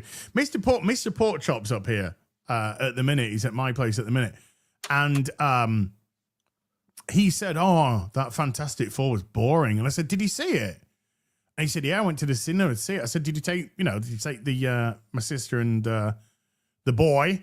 And he said, no. He said there was no interest from them. Mm-hmm. He said, so I went on my own. I asked them, neither of them were interested. So I went on my own. And he said, I fell asleep after the first hour. He said, I was so bored. I fell asleep after the first hour. I was like, blimey. Yeah. And he's just a kind of like a normie when it comes to this kind of stuff. And he was just done. It's like an hour in, he was so bored. Just Marvel's goose is cooked. You could say that. It's been cooked for a while. I think It's been cooked for a while. People are just finally coming around to it. About time. It was cooked years ago, by the way. Years ago. Have you seen that fake Doomsday scene with Johnny Storm and Doctor Doom? No. There's kind of like a fake, and it's done as if it's been recorded from a screen. This is a scene from Doomsday. No, it's probably just somebody AI'd. Yeah, I think it's. I mean, chicken or egg as usual with this argument, but superhero fatigue was going to happen anyway. Like all things fade, and there's been so much of it. Just look at the number of stuff Marvel has done post Endgame. It's eclipsed more than it's doubled what they originally did. The numbers are in almost the 40s now for projects. 40s. That's insane. That's a TV series. And if even half of it was good, we wouldn't be having this conversation right now. But half of it wasn't good. Most of it was really bad. But that just doesn't affect the brand of Marvel. This affects DC. This affects any superhero movie that comes out now. Yeah. Any. Yeah, because there is absolutely superhero fatigue. 100%. Not just bad movie fatigue. We said that, we've said that because if a movie's bad, a movie's bad. Yeah. The bad movie fatigue definitely, bad movies Exactly. created the problem, but the problem Exactly. remains. Okay. Yeah. That's, Well, yeah, When you- stretch it out over a really huge amount of time. The MCU was the tide, basically. It's risen and now it's fucking coming down. All the other tertiary it's sort of like orbiting superhero properties, including DC, which is more like a planet, I guess, in this solar system. It's like they're all having trouble as a result. If the MCU were healthy, strong, and pushing forward, then everything else gets bad movie fatigue. People wouldn't have gone to the fucking dinosaur movie. Which, by the way, just went over $800 million this weekend. By the way, and we, I think Mauler and I chatted about this. I think you'd popped off, Gary, and we both kind of came to the conclusion that we think if that movie had done 850 at the box office, they'd be happy with that as a diminishing return. Oh, they're super happy with what they got. I think they're very happy with 800 because they're a probably 7 dinosaur movie. Yeah, I agree. I think they're happy. But if you look at the broad stats, I think there's got to be a conversation about how many have we got left before the audience don't care anymore? It's going down. So the next one will be 600 million. And that could be the last one. Like, actually, in terms of them being like, we'll make a profit, but I don't think we want to risk another one. That's what happened with Terminator, or not Terminator, Transformers. So what happened with Mission Impossible? Mission Impossible, and Mission Impossible. The budgets for Mission Impossible, they were all around the 120 mil mark, and then they just suddenly skyrocketed in the last couple to this astronomical one, which wasn't where it was. If I was, if I'm going to make Dinosaurs 8, which is, I think, inevitable now. Yeah, I gotta say, look, we'll give you 125 mil budget. Yeah, which Gareth Edwards can do. That's probably why they hired him specifically. He can make use of lower budgets for what feel like huge films. It's just that even with that, it's gonna have to stop. Kind of like how you remember Jurassic Park, immensely successful. Lost World, successful but not as much. And then Jurassic Park 3, I think it was like 100 million budget and 370 million profit, so or gross, and it's like, that's good. And for other films that might be brilliant, but for this, it's like, I think we're going to shut it down. Like, if we risk one more Jurassic film, it'll probably crash. And so then we reboot with World and renewed interests, resparking a storyline. Oh, look at all that money coming in. And it's just fascinating to have seen the longevity go from World, and it's like, it chips off every time a fraction of the box office, to now being at a point of like, how many more do we make? Like, probably one more, I think. I think what you could really compare it to, though, which is interesting, is when you do this thing like you do with Marvel and DC are trying to say, when you create your universe, you've overcommitted yourself. So it's not like Marvel can just say, well, we're stopping. We're stopping after Shang-Chi. They're not doing well. We're stopping after that. No, you've committed. So now you've committed to these movies and these movies. And this is where you get to the point where you're just like writing them as they go along, because you're just like, what can we do? What can we get the audience to gravitate towards? Insanity. Yeah. And like, let's go back. Like, we wanted this. All right. I wanted this. I wanted some interconnectivity. I like seeing superheroes, to a point. Okay. And I really did think it was a good idea to put like the way Daredevil season 1 dealt with Avengers, the movie, was perfect. Was absolutely perfect. You have a consequence of an action from a movie that you can build something out on, where you don't need the people from that original movie at all. That is perfect. And that wasn't even planned, but that's when you were doing little subtle things. Then you spam content out there and you just start throwing everybody in. And then we have to talk about like what they decided to adapt, which they skipped really fucking good comics. They skipped the Kree Skrull War.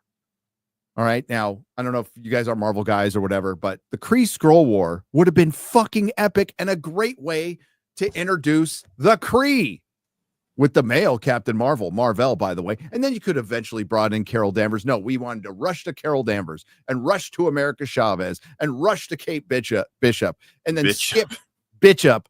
And you got it right with Bishop, mate. And then when they get Namor in there, they make him a fucking joke. Female Silver Surfer. I mean, these are so many forced errors by the comic book people, by the people who are supposed to get it right. They get what they deserve, and there is no coming back from this. You are not going to reach. Same with Star Wars, same with Star Trek. What the companies want is the prominence these properties had before, that they paid billions of dollars for, and what they will not and refuse to recognize, because ego is still the currency in Hollywood, is you will have to piss off people, erase canon, and fix things, and it still won't bring everybody back. You will never reach the heights of The Force Awakens, Disney Star Wars. You will never reach, and that was the hype, not the actual movie, because it fucking sucks, but the hype. You will never reach the heights of Endgame ever again. Doctor Who will never reach the heights of the 50th anniversary.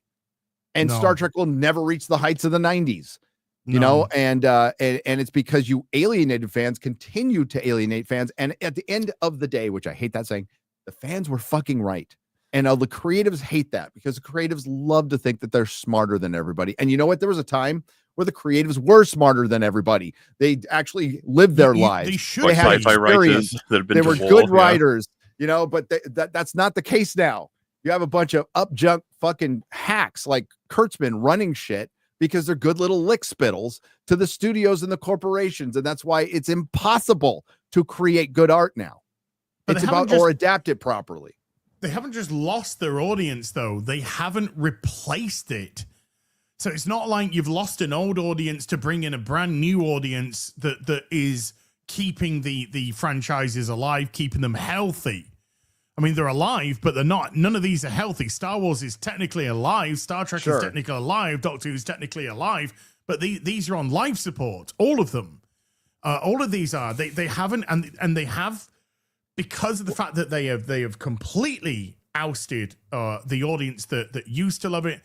And also that Bo DeMeo tweet. We should go over that. We should probably go over.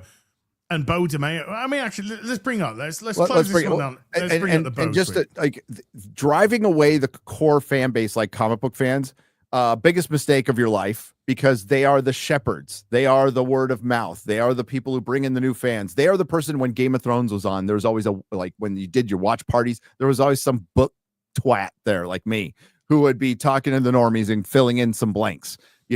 That's the people you need, and you told to fuck off.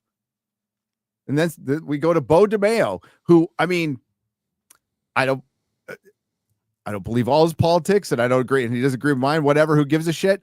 But he did come out and call out Lauren Schmidt for The Witcher. So he was on The Witcher season 1 and called her out along with Henry Cavill for not sticking to canon. And he's a comic book fan. He's a comic book fan who understands the comic book, a true blue X-Men fan who put the X-Men and the canon above his own beliefs and the studio's beliefs, and made, not even arguably, the best thing on Disney Plus from Marvel.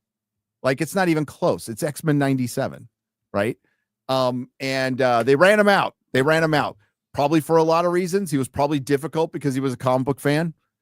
And that doesn't surprise me at all. But whatever the reason is, I love that he's going scorched earth and naming names. Yeah, that's naming fucking names, man. Like, Well, bring me more of free. this shit. Because I mean, a lot of people will be doing more of this if not the fact they want to maintain the connections, which to an extent that's like understandable. It's consequences. Sure.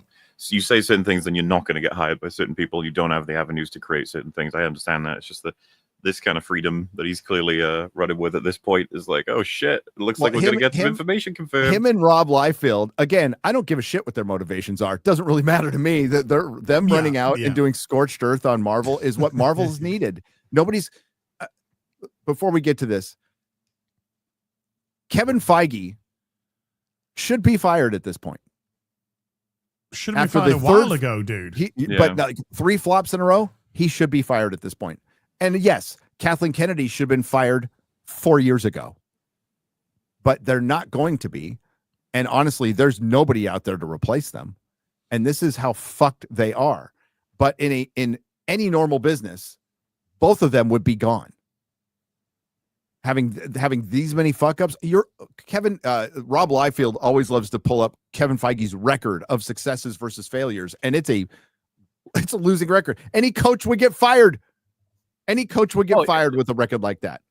Yeah, if you had 1,000 years of success and then a 10-year stretch of failures, you kind of need to go. You need to go. But this is the problem when you've created this cinematic universe bollocks. He's kind of tied to it. He's almost tied to it now. Kevin Feige's the Popovich of making movies. Because they're not looking to make any changes, though. They've never been looking. Disney have never looked to do any of that. No, but that's how you can't that's why you can't succeed. You're unable to succeed because you're worried about, well, what if we offend Kevin Feige? What if we offend Kathleen Kennedy, friend of Steven Spielberg? It was talked about in that article 2 years ago when they were calling Jennifer Salke a star fucker. And they gave Jonah Nolan, Chris Nolan's brother, and Lisa Joy, Jonah. They call him Jonah.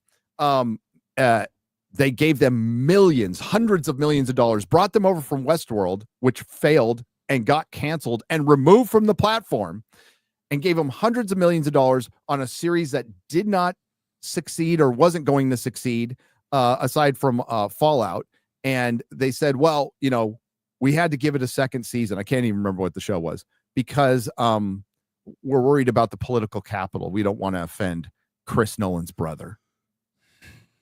That seems to be the most important thing at the end. Yeah, that's the most important. That's more important than losing hundreds of millions of dollars. Now, crazy. They made up for it with Fallout, admittedly, because that was, as much as we all don't like it, it was successful on Amazon. It was. So we'll see how it is in season 2.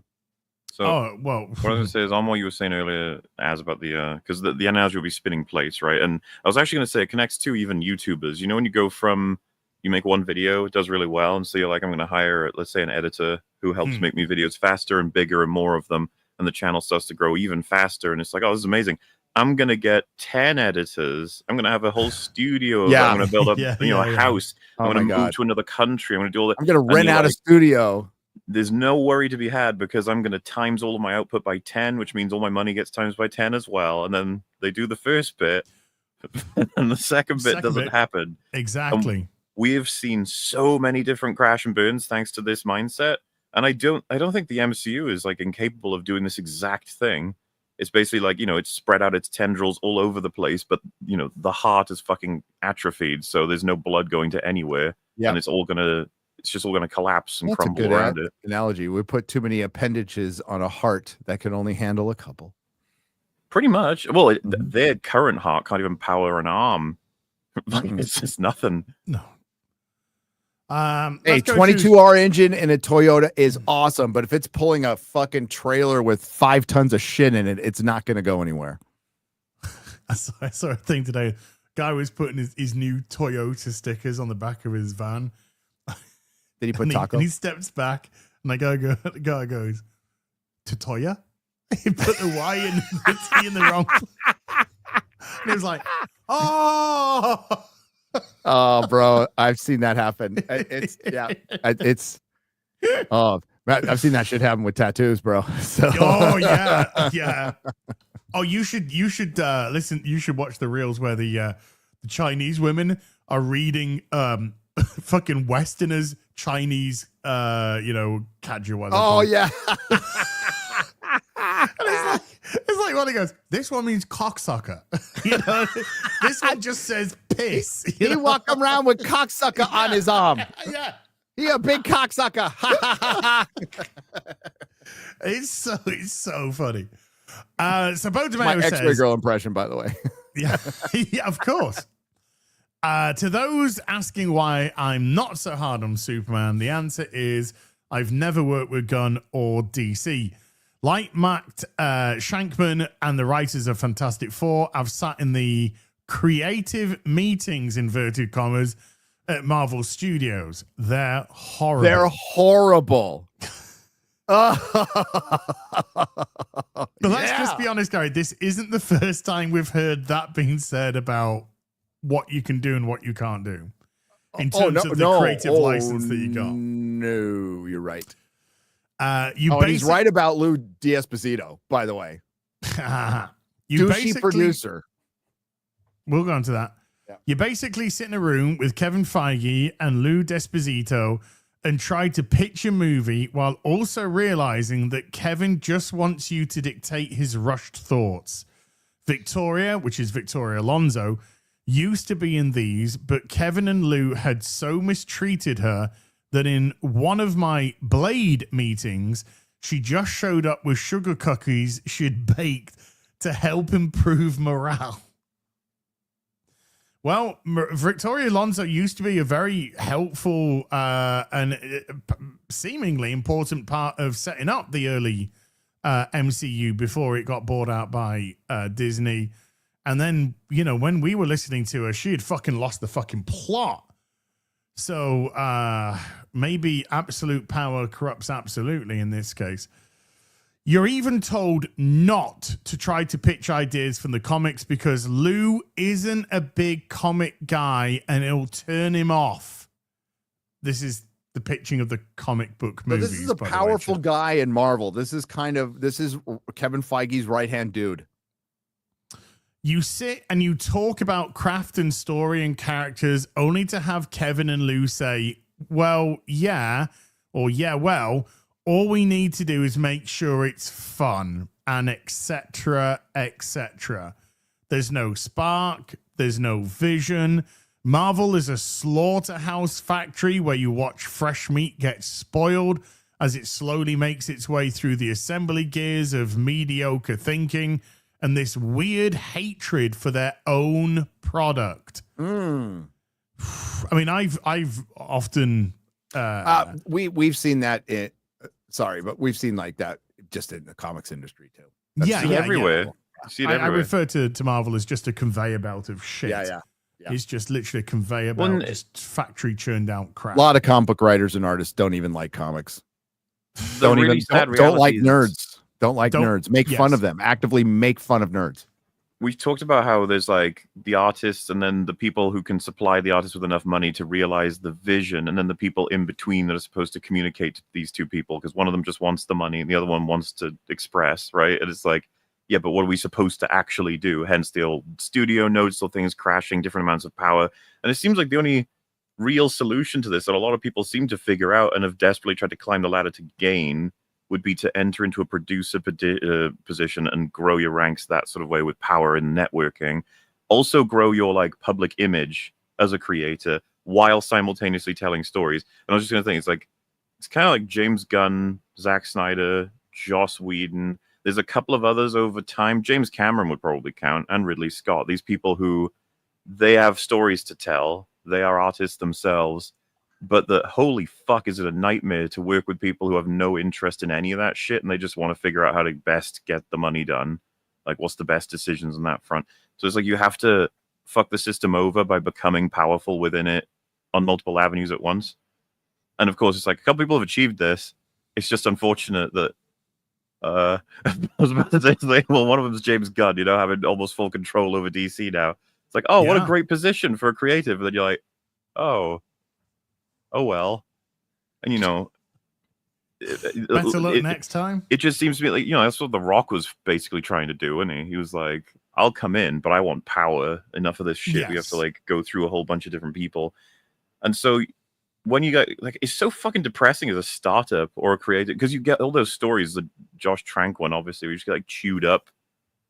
After you do your like expressive indie thing, you get a small amount of money. I say small, but relative, of course. And then you get loads of money. You get a major IP. You get everyone in the world watching you. Because I don't know if you guys checked out Drinker's video on how fantastic Fan 4 Stick specifically was made, but very amusing, all of the crazy antics that happened. But simultaneously, it's a bit sad. Everyone went nuts, basically. Making that. Talk to Chris Gore. He can tell you stories. Josh Trank and all that stuff. Yeah. No, yeah, that's what I'm saying. Yeah. It's just like we know. It's like it's become so obvious. This is exactly how all of this works, and the only way to escape this is to become more powerful than the people who are paying you through like other means.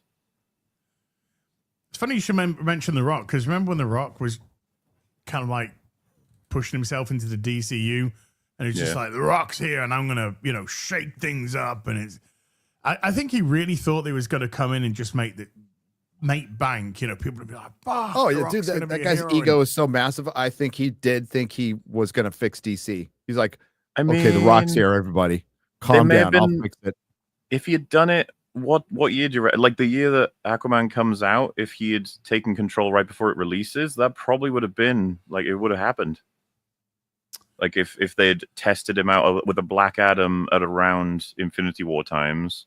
Probably would have made a decent chunk of money, and they probably been like, "Yeah, The Rock's." And if you remember, his reputation's collapsed in the past several years. But there's like a Goldilocks zone where I think he could have taken over, and everyone would have been like, "Yeah." Oh, when he came out and endorsed Kamala and Biden, like his reputation got kicked in the nuts. Well, there's that, and cinematically, he's just only associated with absolute slop movies.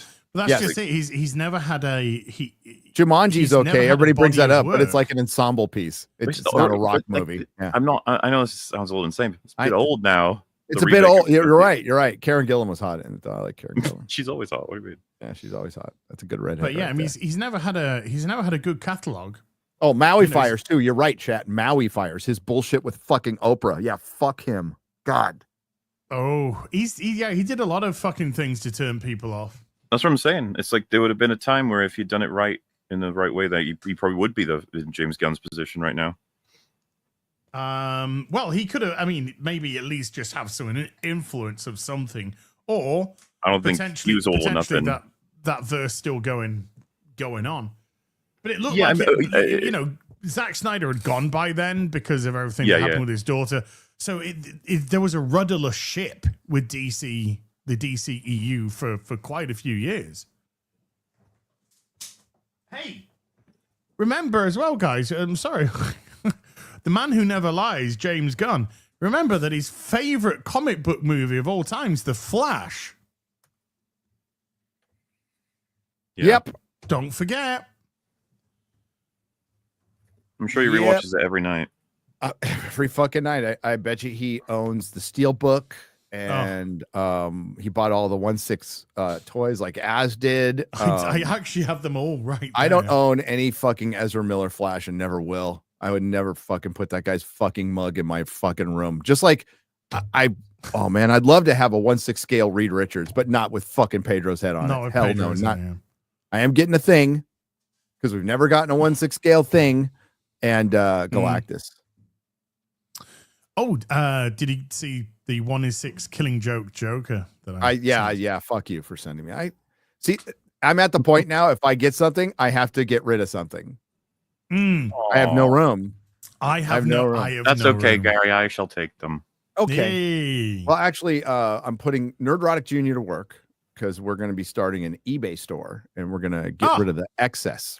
I have a lot of excess that we're going to be getting rid of, and that's going to be his job. It's funny you should say that. There you go. So let's carry on with it.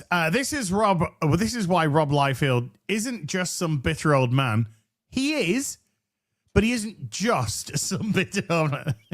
He's also other stuff, but bitter is definitely one of them because he didn't get invited to the parties because they don't like comic book writers. I mean, he did co-create. Okay, Deadpool. Yeah. Yes, he did co-create Deadpool. Now, if you want to get, worry about those detail things, the Deadpool you see, the Deadpool that you see on screen, was the work of other people. Yeah, that's not. Yeah. That's not the version. Joe Kelly and McGinnis's run of Deadpool is the best run of Deadpool, and it had nothing to do with Rob Liefeld. So, and I, don't like the character in the comics. I think it's a joke that gets really fucking old, like really fucking fast. But I think in movie form, in small bits, it's fine. But the joke of Deadpool gets fucking old in the comic books. Well, judging by the Instagram post today. Can't wait for anything that could possibly sit in Doomsday getting undercut by a gag. Not that it wouldn't anyway. Talking about the comic book writers is met with open contempt talking about.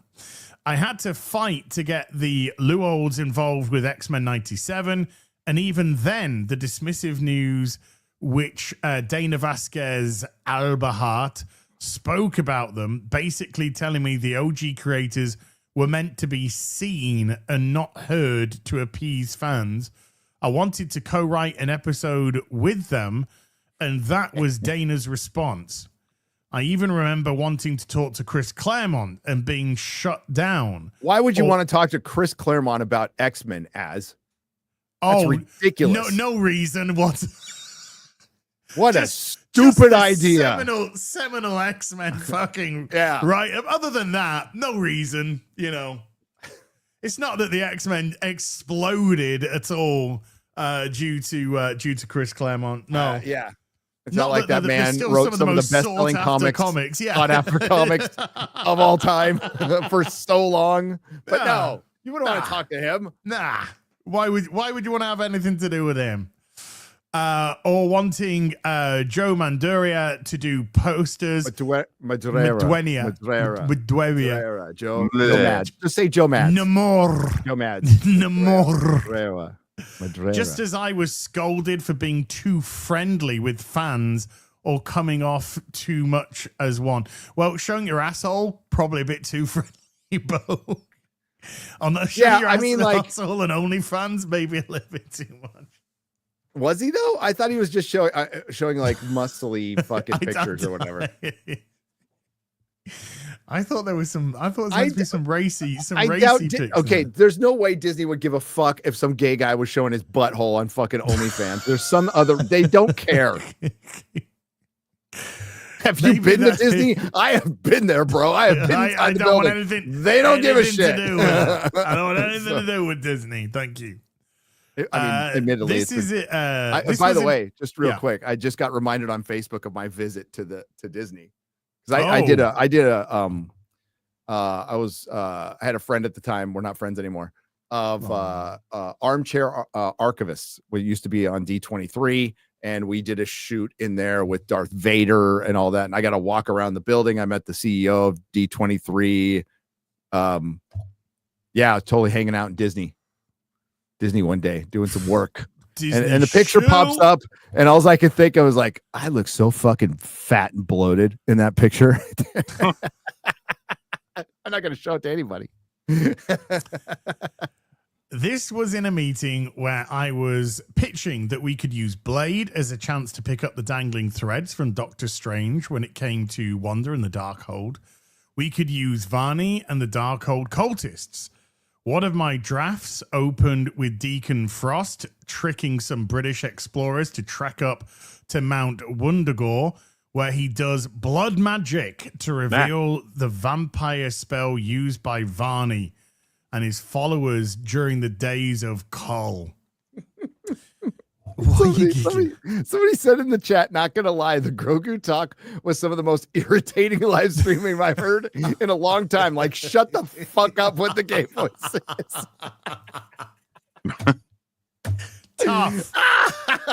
Tough. Never. They're kind of a staple, you know. Yeah. Can't stop, won't stop. If you want like a half hour of gay voice Grogu, yeah. you just got it, buddy. Yeah. Your non-wish is our command. Sorry. I'd start trying some of these. I think he's meant tying. I'd start tying some of these threads together. I even had the same monsters from Doctor Strange show up to kill the explorers before Deacon reveals he's a vampire and kills them. Up until that point, he'd be covered against the cold and daylight. This was set before Doctor Strange 2, so a lot of the stuff played ironically, while also having Frost give us more details about Chthon, who we only glimpsed in Doctor Strange 2. Yep. To Kevin's credit, he liked the idea, as well as my pitch, that magic is to Blade what Snakes is to Indiana Jones. He hates magic. But then Lou felt it was too comic book, while Mahershala Ali bumped on there being magic in the film tonally. And then I watched as them and Nate Moore picked it apart, and we were off to a new draft. So Bo DeMeo is actually admitting that he was one of the Blade drafts that got... one of the many. There's so many. Yeah, there's been, what, 3 at least that we know of? I think Nate Moore is gone now, too, by the way. It's a broken machine, and so I can see where Matt and his team probably had great ideas, only for Marvel's arrogance to destroy them. He's definitely not coming back to their Oh team, no, huh? I think when he was fired, because he was fired. He was fired. He was made persona non grata. as Yeah, well. I think he was probably argumentative, confident, and it didn't put up with shit. And that doesn't go in Hollywood. It doesn't. You become a problem, especially now. Like if you're a creative and can back your shit up, you could still get away with that stuff. Chris Nolan can get away with whatever the fuck he wants. He basically can run his own operation without any clapback. But few people are like that anymore. And now they don't want any directors with visions. He just said it. Bo just said it. They just need a bunch of lickspittles, or they will cast some diverse people and give them a job so they can virtue signal about it. But the real reason they cast them is they can tell them exactly what to do. Like We did that with Black Widow, right? Yeah, they did that with Black Widow. Remember, one woman left the project because she wasn't going to be able to direct the effect scenes. Yeah, they're all pre-done. They're all pre-done. Yeah. I brought her up a few times. Wasn't it? No, It was the one that they did the Eternals, wasn't it, as well? No, she was that woman will never work with Marvel again. Oh no. She came out and talked some shit, and She was an auteur. the thing is, they're having trouble finding people now. Like that's the problem. That's why Shankman, whatever the fuck his name is. That's why these tools who did the fucking Thunderbolts and Fantastic Four are directing X-Men and future projects, because they can't find directors. Rob Liefeld already fucking blew that one out of the water when they announced the Thunderbolts director for X-Men. He's all, you should have seen who turned it down. Yeah. Well, yeah, these are hired guns, right? Sean Levy's one of them. The fact that he's moving from a huge Marvel thing to a huge Star Wars thing, it's like, yeah, because he'll just do what he needs to do. And he's in also Rand. I mean, like he didn't direct any of Stranger Things. He produced it. That's the Duffer Brothers. And he did that one gaming movie with Ryan Reynolds, right? He directed that. That was fine. It was nothing great. It's not like this is top tier director. Kaczynski, the guy who did Tron Legacy, the guy who did Top Gun Maverick, the guy who just did F1, he'd probably do a pretty good superhero movie, pretty good Superman movie, actually. If he was allowed. I bet you they've asked him. And the guy who McQuarrie. No, but you know what I mean? Guarantee you they've right. But like it's so funny. McQuarrie, has made some good stuff and some whatever. But I bet you they've asked him and Kaczynski to direct superhero stuff, and they both said no. They probably fucking asked everybody, and that's the point. It's like there's no reason to do anything with you guys. You suck, and it's if they can't make a deal for creative control, it's like I was saying, you got to be powerful enough to actually overrule them. And the MCU is still convinced that they're actually the most powerful players in town. It's like maybe on some metric, but like, let's be fucking honest, you guys are in for a crash, like a huge public one. It's here. Well, I mean, in the sense that Doomsday's follow-up makes so little money that everyone is just like, ooh, Jesus. Yeah. But I think we could all agree that Doomsday and Secret Wars is it. And I talked about this on a stream 2 weeks ago. This is the missed opportunity with Marvel, with recasting your characters and not killing them off, because there's no actor that's bigger than a character ever. You miss the energy of recasting fucking Captain America, recasting Iron Man. This would be news for, like, people were pissed about Ben Affleck, but my God, did that make the news for a fucking year that Ben Affleck played Batman? Like, this is promotion for your movie. It is energy for your movie. It's debate, and it keeps it going. So eventually that's what they're going to have to do. They're going to have to completely reboot. You're not going to be able to soft reboot and carry on a 50-year-old Pedro Pascal as Reed Richards and a 60-something RDJ as Dr. Doom. You're just not. So they're going to have to absolutely fully reset. And it'll create energy, because we'll talk about the recasting of Captain America. They should have done this years ago. It's far too late. That's what I'm saying, is after Secret Wars and Doomsday, they got nothing.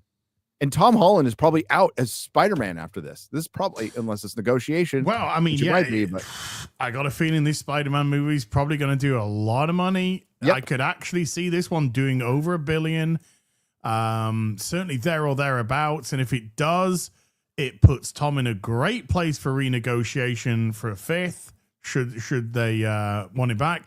Sony, they're the ones that are making it. So Marvel's only getting 25% of this cut. Sony has to produce a Spider-Man movie every. Otherwise, they're going to lose 4 the years. Yeah.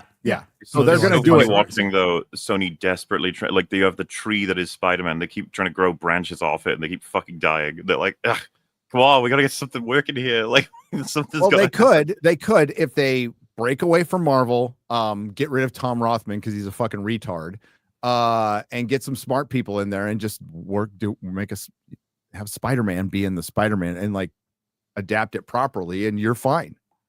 Sony doesn't need Marvel at this point. No, not at all. That. But they need to be good. They need to not like. The only good thing that they're doing is Spider-Man, though. Is Spider-Man. They tried to do a whole verse with villains, and it's failed miserably. It would only make sense. Spider-Man, and they all sucked.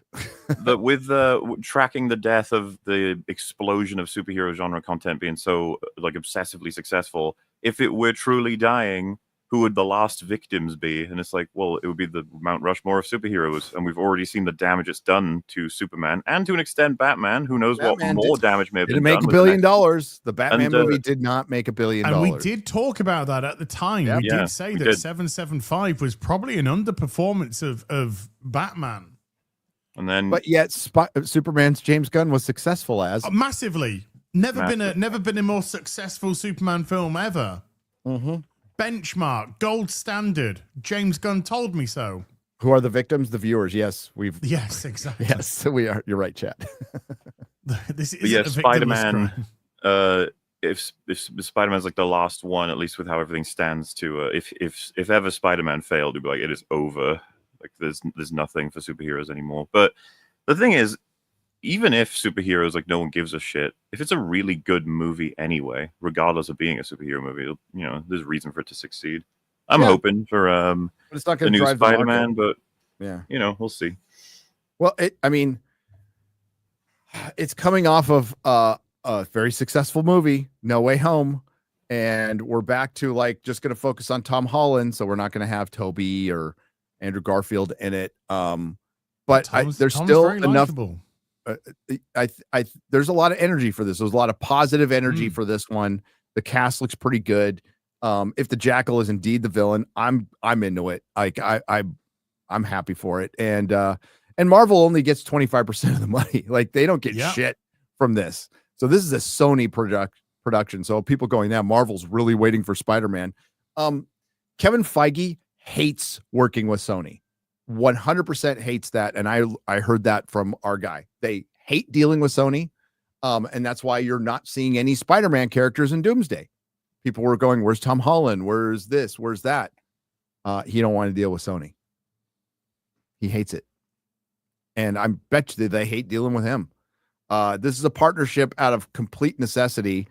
And it's smart. It's like, it's good business that they're together. Like, it'd be really stupid to break up. But honestly, now Sony is in a position of power, despite all the bullshit that they put out. But if they just make Spider-Man movies, they're fine. You announce Sony, you announce a Madame Web 2.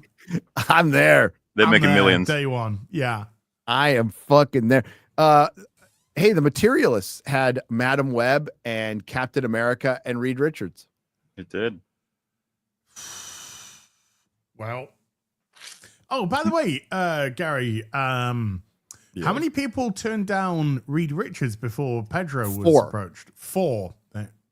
4 people turned down Reed Richards. I don't know exactly who they are, but the number was 4. I guarantee you one of them was Adam Driver. Adam Driver was one of them, yes. Who would have been better? Yes, he would. Right. I think that brings us seamlessly onto Super Duperies, which have been coming thick and fast today, chat. So I shall try to get through. It's all about the girth. Oh, right. Right. Slack what about attack. weapons? Are we going to talk about weapons? Well, we talked about the box office. Do we really? I think the way it's doing so good, I'm kind of a little bit asking. Can we do a spoiler talk? You motherfuckers do your FNT shit where you constantly cut each other off with don't spoil, and then you never talk about it again. What's the point? Me sitting there, I went from listening to you guys, listening to Red Letter Media, and both videos did the exact same thing, and I was like, well I want people to go see the movie. I am ready for the spoiler talk. Just do a spoiler section. We do have limited time though, guys. Where? We're 2 hours into the show. Believe it or not. Where? Let's convene on Thursday. More weapons. Open bar. Spoiler stream. Oh yeah, fuck. Monday. We'll talk about weapons and drink, and we'll probably be like, all right, spoiler section, because he's normal. There you go. It was too early. It was the first weekend. Where? It was the first weekend, and I actually like. Where? I love that you're, as a listener, you wanted me to spoil the shit out of it. No, you put a spoiler panel up. You got to think. Why do you have that if you're not going to use it? I don't use it on movies I want people to go to. Just tell them that. I did. You were listening. There you go. You can have the spoiler I section. said it like 5 times. I repeat everything 5 times on FNT. Do the spoiler section. We'll do it this weekend. You can come on. I'm gonna be listening, and if you don't, I'm gonna send you a message with a sad emoji. You can send me a super chat. No, I'm just kidding. Yeah, you want to complain? You put in a super chat. Put in some money, motherfucker. Yeah. Now, weapons is fucking awesome. Yeah, Mahler. it's fucking awesome. When Go see Mahler it. messaged me and goes, I loved it. I was very excited, and Which I even told. Shocked the whole internet. Everyone was like, he's gonna hate it. I was like, why would I hate it? So that's what talked my wife into going with me. I'm like, I was gonna go by myself. She's which I should be offended by, but a little bit, but not. She's like, oh, Mahler liked it, then I'm gonna go. I'm gonna go. Yeah, I did take a point to recommend it to like all of you guys. As soon as I saw it, I was like, oh, that was. Well, I was off on the. I was already off on the way to see it when you. Yeah, you'd said yeah. So boobies. Slack Attack with a $10 says, with theaters slowly dying, will studios consider going exclusively with streaming so they can redefine what they consider a successful release? They seem to be doing that given the amount of cope. No, I mean, I think they tried to do that during COVID, and it showed quite well that you go straight to streaming, you ain't gonna touch the money that you would make if you went to the cinema. No, I think going straight to like PVOD, where you get people to rent it. I mean, because going straight to streaming means you make money off of subscribers, or if somebody where they're making more money now is off of ad tiers. But I heard they're like just ridiculous with the ads. The ads are like absolutely ridiculous. So I would never I would rather not subscribe than have to sit through ads personally. But movies can make good money at the cinemas. So it's not as if it's completely over and done yet, but they're trying their hardest. By the way, this is a Western problem. This isn't an Eastern problem. But movies at the minute in China are doing fucking crazy money. Doing crazy money. I wouldn't believe China's numbers for a fucking second. Right now, I believe China over fucking these bunch of twat. I believe China. I don't over believe fucking James any Gunn. of them. Yeah. I think China might be slightly more honest than James Gunn. I'll give you that. But James Gunn's the good guy, everybody. He's the good guy. The guy who tried to pile on Gina Carano. The guy who made a bunch of weird fucking jokes. He made Superman 2 and didn't even and just bypass the first film with any setup. James Gunn is asshole. Blank face of the 35 Zargon says, yeah, superhero movies are dying, whatever. But counter argument, your mom. You got us. Wow. You got us. Nearly, but I do have a response. My response is no. You. Oh. Your mom. No, you. Got him. Fucking annihilated them in 4K. You know what your mom said to me last night? Oh my God.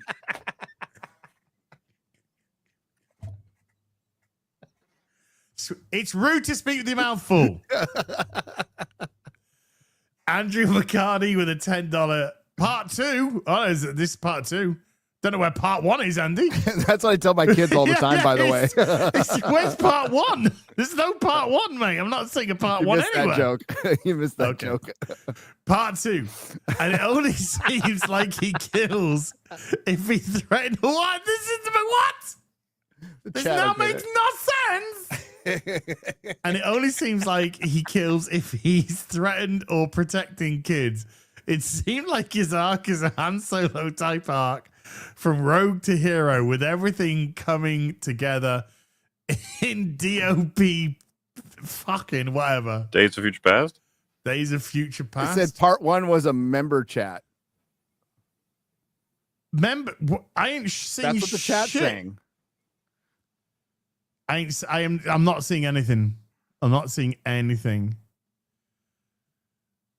I'm looking. Maybe it's the order that it's putting it in. No, I'm wasting my time here. Just go. On. Oh no, wrong one. Your mom. Hunter Dvorak with a $5 says 2025 will be looked at as the year of the mid sloppy flop. Also, panel and chat, pick 5 artists / bands you wish you got to see live and in their prime. Queen. Oh yeah, Queen. Queen. I would say Beatles for sure. Stone Roses. I've seen Stone Roses. Really? Blur. Rolling Stones. There you go. I've seen the Rolling Stones. I'm trying to think of somebody. Katy Perry. He thought about it for a second there. She hasn't hit her prime. Fuck off, man. Sex Pistols. I'd have to think about it some more. There's plenty out there. Oh, Led Zeppelin. Oof. Oh, and Pink Floyd, like the OG Pink Floyd, for sure. But I've seen like Amy Winehouse on her rise. Oh, that was brilliant. Yeah. Coachella. She was on some little side stage looking a little anorexic. I got a bunch of pictures of her. I was like right next to her. She was great. She was fucking amazing. Such a voice on that woman. That one album is great. So great.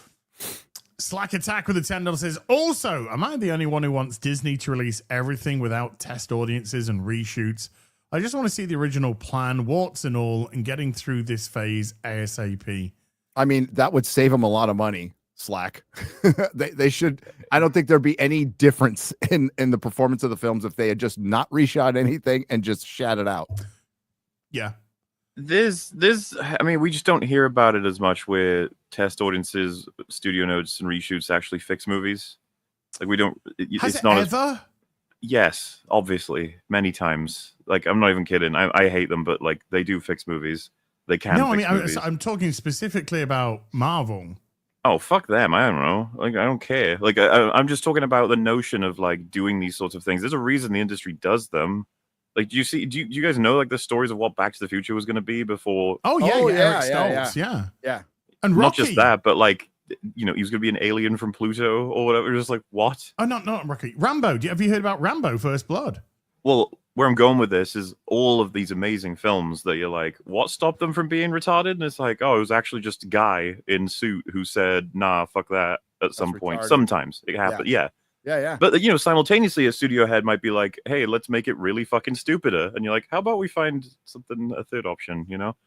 You get all these, like, histories and stuff. Like, the idea of, like, do we have to show a test audience? Do we have to do, like, reshoots? It's like, I mean, they're good ideas in a process that's functional and healthy. Obviously, the problem here is that we have a shit product tested by people who have no idea what's going on, given to people who have no idea what's going on, and then reshoot even more shit to replace the shit with. So all these processes get selected as like, is this where it's going wrong? And it's like, guys, it's the writing. You got to start there. Step one. Yes, yeah. Your foundation. You got to build. You got to get your fucking foundation set up. Take a 610 with a $5 says Eliza P. developer said that he is part of a team called Team Nort, or Team Nuff, Team Nuff maybe, or No, which is enough without the E. Okay, so Nuff, yeah, Team Nuff, yeah, without the E because what have they done is not enough. All right. Team Nord. Hey, Team Nerd, Team Yarp, Team Fringy. Nord. Nerd. Yarp, Nerd. Yarp, Nord. Narp.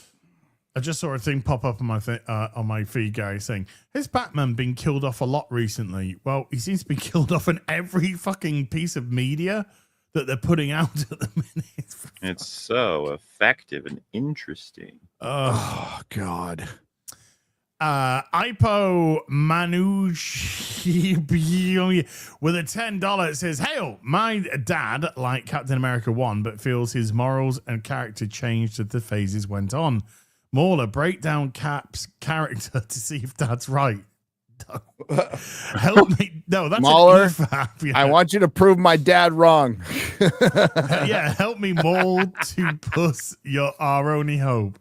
I mean, to an extent, he does, but the core fundamental, right? Like, you could argue what he's all about ultimately is freedom, and you shouldn't fucking bully people. It's like expanded, obviously, to the war.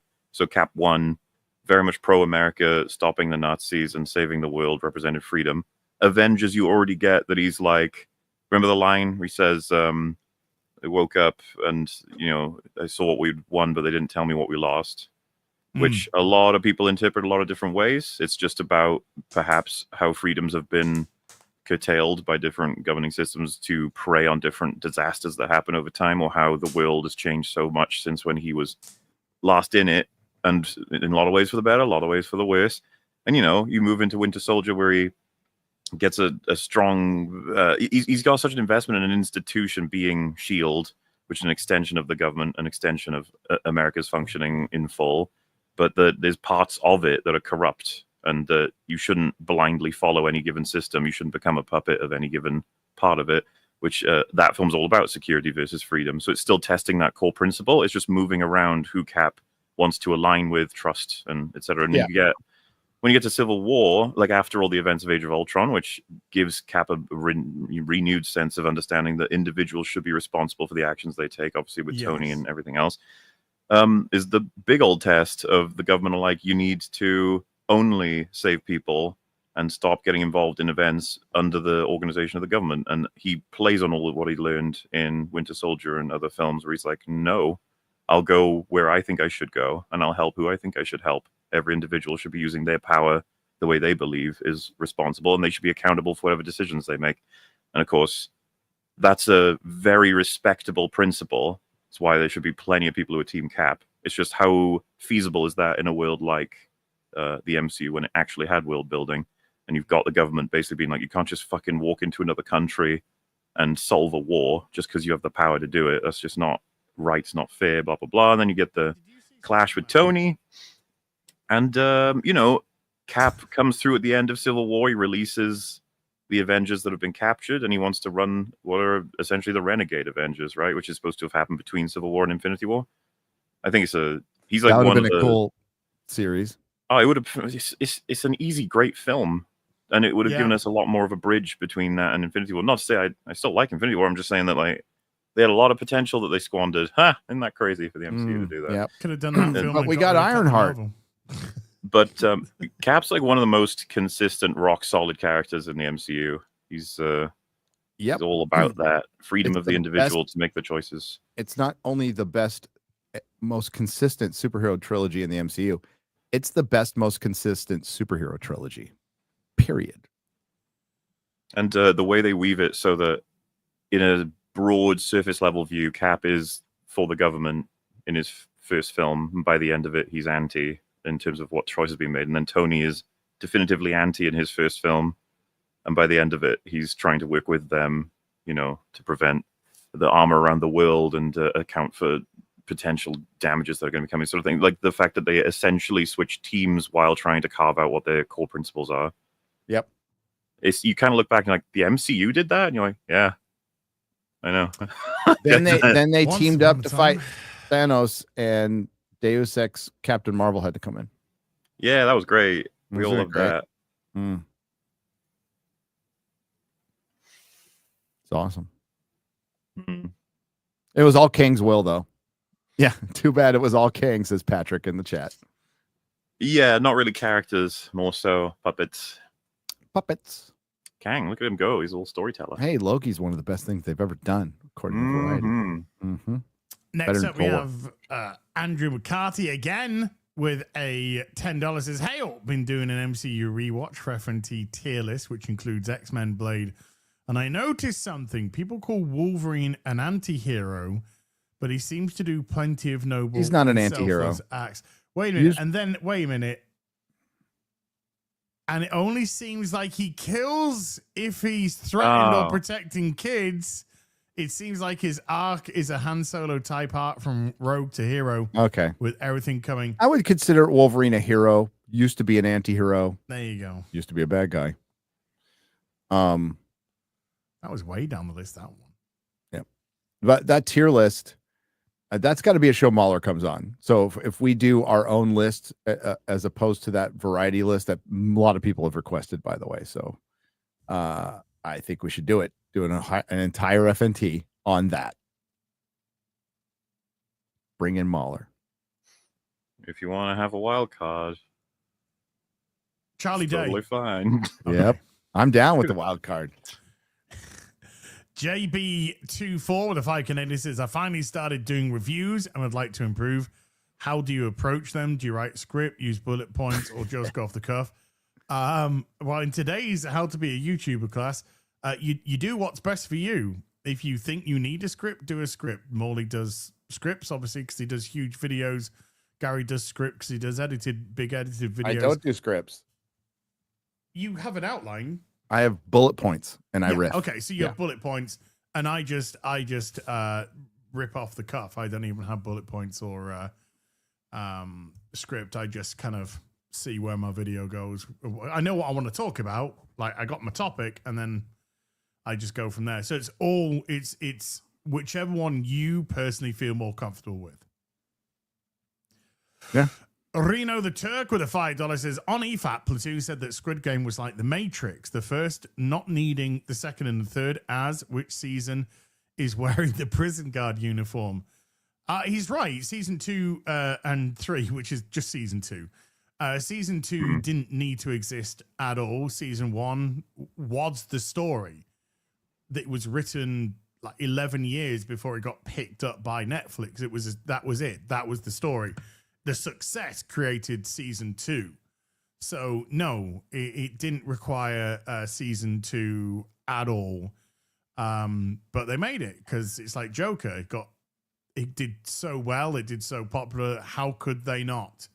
And we all said at the time there shouldn't be another Joker movie, but they're gonna make one because it did 1.05 billion without China release. as well. And it was the case with Squid Game. I thought season 2 and 3, season 2. It had some good points, it had some bad points, so it was way more inconsistent than season 1. But would I say don't watch them like The Matrix 2 and 3? No, I think there's enough good stuff in 2 and 3 to warrant a watch. But don't expect it to be of the quality of the first season, which was the original story. There are some things that I really consider bad that I'm like, if you're super into the IP, you probably can check it out because, there's an off chance you might just love it. So, yeah, and that could be one of those because I really like some of the games in 2 and 3. Some of the games are good. Obviously, it's to me it's unmissable. The scenes with the recruiter in the first episode of season 2, and that's absolutely unmissable stuff. It was incredibly well written.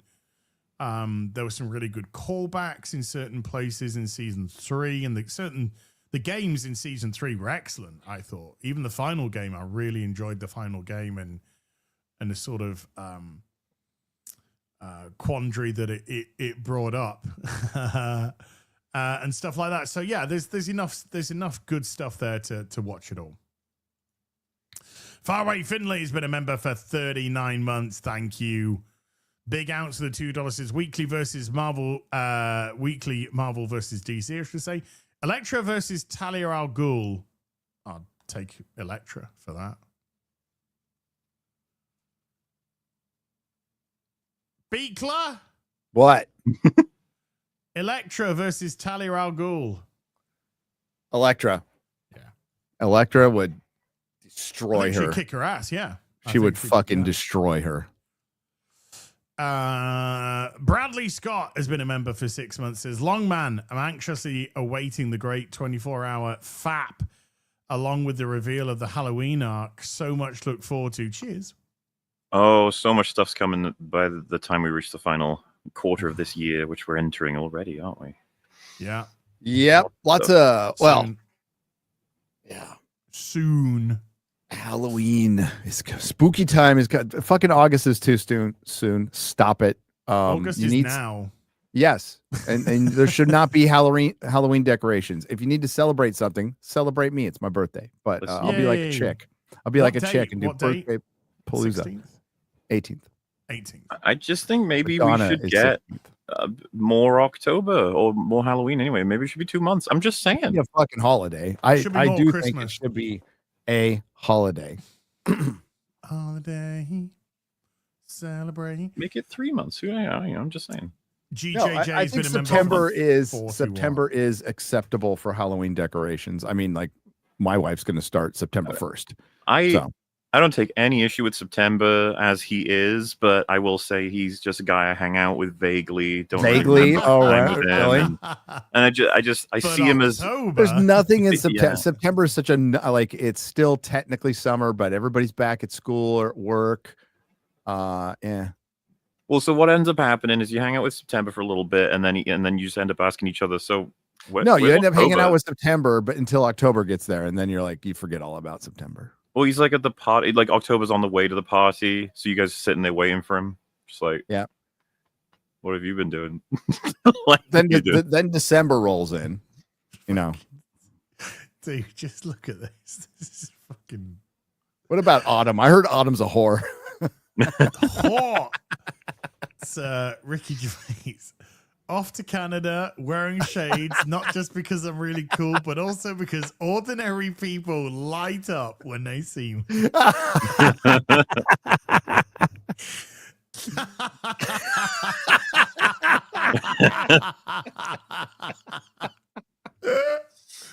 Maddie Metal has been a member for 11 months. Maddie Metal, thank you. Jennifer Grasso with a $5 says, Mola, has EFAP changed for good? Gone are the days where you watch YouTube vids. Now it's just movie reviews. It's just awkward. It's like, I don't know if you knew, but like we go on loads of different, just track the whole thing. We have bouts of doing lots of reviews. I mean, it was July, loads came out. Yeah. And we've had gaps because we had to do all of, I think we had 2 TV shows back to back. We did all of Born Again. We did all of Andor. these are things that we care a lot about and want to break down.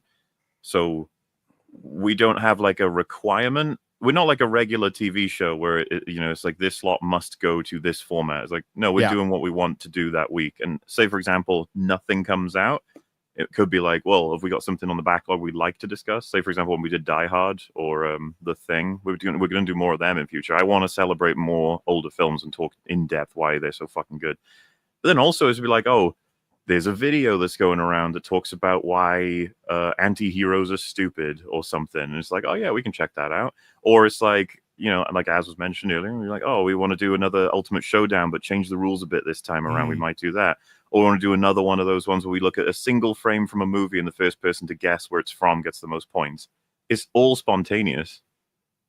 None of this is planned out. So when you note like, oh, you've done like 10 episodes in a row, you've broken the film down. It's like, yeah, that could happen. All this stuff came out in that row.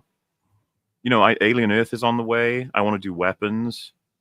So the Alien is going to be at least 2 episodes of EFAP. So it's like 3 already are going to be stocked up with breaking down stories. Yeah.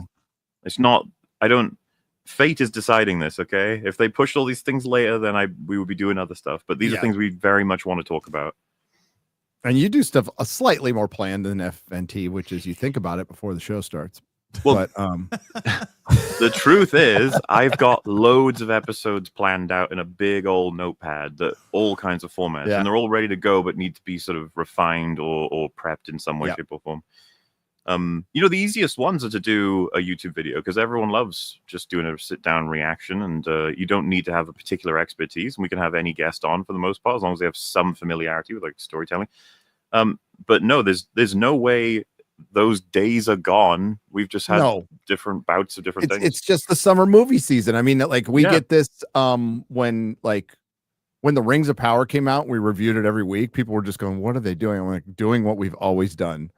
Like this is kind of a big deal. But then we'll shit on Hollywood or do something cultural on FNT. It's what Mahler just said. The zeitgeist basically runs our shows when it comes to like what people are talking about in the news or what thing. Now, if there's something I particularly care about more than anything, then that'll trump it. But that's usually not the case. No, yeah, I'm the same. Like it depends on our IP sort of interest because it's like, oh, EFAP, you're going to break down the new Star Trek show. It's like, unfortunately, none of us are passionate enough about it of the 4 main people, so doesn't quite work out. Meanwhile, you guys might not do a full breakdown of any given thing. I'm just trying to think outside like of what it might be. But say, for example, you'll probably do a review of any big IP that comes out per week. But you're probably not going to do a deep dive on The Thing randomly. No, I don't know, but so it's like this is part of why it's kind of cool. We have all these different shows anyway. We have different shows. Things. Yeah. Like yours is way more specific, and that's why I listen to it all the time. Well, I think everyone sort of intermingles, listens to. I'm not just a guest. I'm a customer. So, and I guess to just reassure, there's not going to be any movie breakdowns on the anniversary. Okay. Oh, and there's not going to be any movies for the next 2 months, pretty much. Like it is a cinematic wasteland after this weekend. We'll be talking about Nobody 2. Yeah, I was going to say we got that. We've also got Alien Earth TV shows. So. Now, in theaters, now streaming, we got tons of shit to talk about the rest of the year. Tons. Mm-hmm. That's where it's happening from here on out. There is tons of shit coming out. We didn't even talk about the One Piece trailer. I know you guys don't care, but Mahler saw it. I saw it. Yeah. Mm-hmm. Yeah, I don't have a reference for it, so trailer looked good. People were talking about the race swap, but that was actually picked by the creator, and there was multiple race swaps in the first season. It just depends if the fucking story's good, I guess. Is the original creator as a part of it as he was with season 1? Yeah, he is. No, he's heavily involved.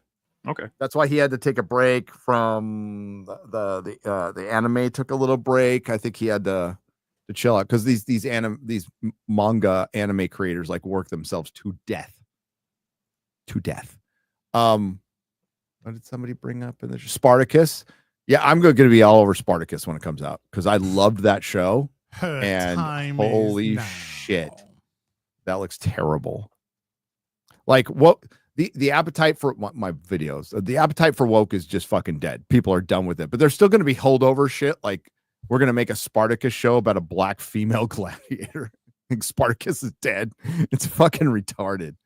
It is so retarded. But yes, go on. Captain Positive Negro with a $2 is not late, not gay. Make a call to hell real quick. Oh, it's on my channel. That's why. Josh Kelsey slapping a 20 on the counter. Josh, thank you very much indeed, buddy. LC Lapin with a $5 is finally finished Penguin. Absolute masterpiece. What Batman villains would you love? Would you want given similar treatment? Mad Hatter, Ventriloquist, Hugo Strange. Scarecrow, Yeah, to all of the above. Yeah. Scarecrow would be good. Freeze. Mr. Freeze would be great with Nora. You know, they could do a really well-crafted story there. But I think Mad Hatter, both Mad Hatter and Ventriloquist would be very interesting ones to tackle. That'd be very interesting ones to tackle. In the vein of that show, having a psychotherapist, Jonathan Crane, watching him slowly become interested in, I don't know, neurochemicals and stuff, and then tracking the story in a lot of depth, and then all of his victims can take us to completely different sort of visual styles and worlds and what's inside their heads before he decides to torture or kill them or whatever have you in Arkham. Oh man, especially with those creators, that could be a fucking bitchin' show. Did you see the headline with Russell before I go? Russell T. Davies. Oh, the legacy thing. Yeah, the Trump thing. Oh, yeah. Well, this is a Trump thing. I think it's from the same article. But Russell T. Davies says Doctor Who will not define his legacy. In the end, my heart will always be with the things that I own. Now, many people have said this is a truth about life. We do not get to choose our legacy. Yes. Life does that for us. Yes. But then Disparu just tweeted, Russell T. Davies is fucking lunatic. And he says, they're out to get us. The president of America is literally out to get us and is discounting us. He would be happier with us invisible and gone, defunded, completely invisible, if not biological, altered to become as straight as him. He's a lunatic. By the way, how do you feel about the president? He owns casinos. He owns buildings. He works with a lot of gay people all the fucking time. All the time. I don't understand. Does he not realize lunacy? It's not like we're uncertain of his legacy in 10 years or something. It's terrible. It's tanked his legacy. Even with his greatest fans, they're all like, please sit down and stop. You need to go home. You've messed everything up. Half the conservative influencers are gay. Okay. Sorry. Your legacy is shit. It would have been the guy who brought back Doctor Who, but you came back and actually made sure to break the toy so nobody could play with it again. Yeah. Your legacy is the guy who killed it. Yeah. Yeah. Not who brought it back. The guy who brought it back and the guy who killed it. Nobody likes what he did. Nobody. No. It's fucked. I love when I say half the conservative influencers are gay. Everybody's saying Jeremy. Jeremy, I was not talking about Jeremy. Yeah, we know he's gay. Yeah, everyone knows he's gay. Yeah. Dearest with a $5 is T800 has the edge over Robocop because Robo has a brain, heart, and lungs, all can be damaged through his armor due to blunt force trauma. Eric Brown has been a member for 25 months. Thank you, Eric. Dearest with a $2 as well. Again, I should say. Robocock versus Hyman episode. I'd watch that movie. Be great. I think Robocop would smash that Hyman.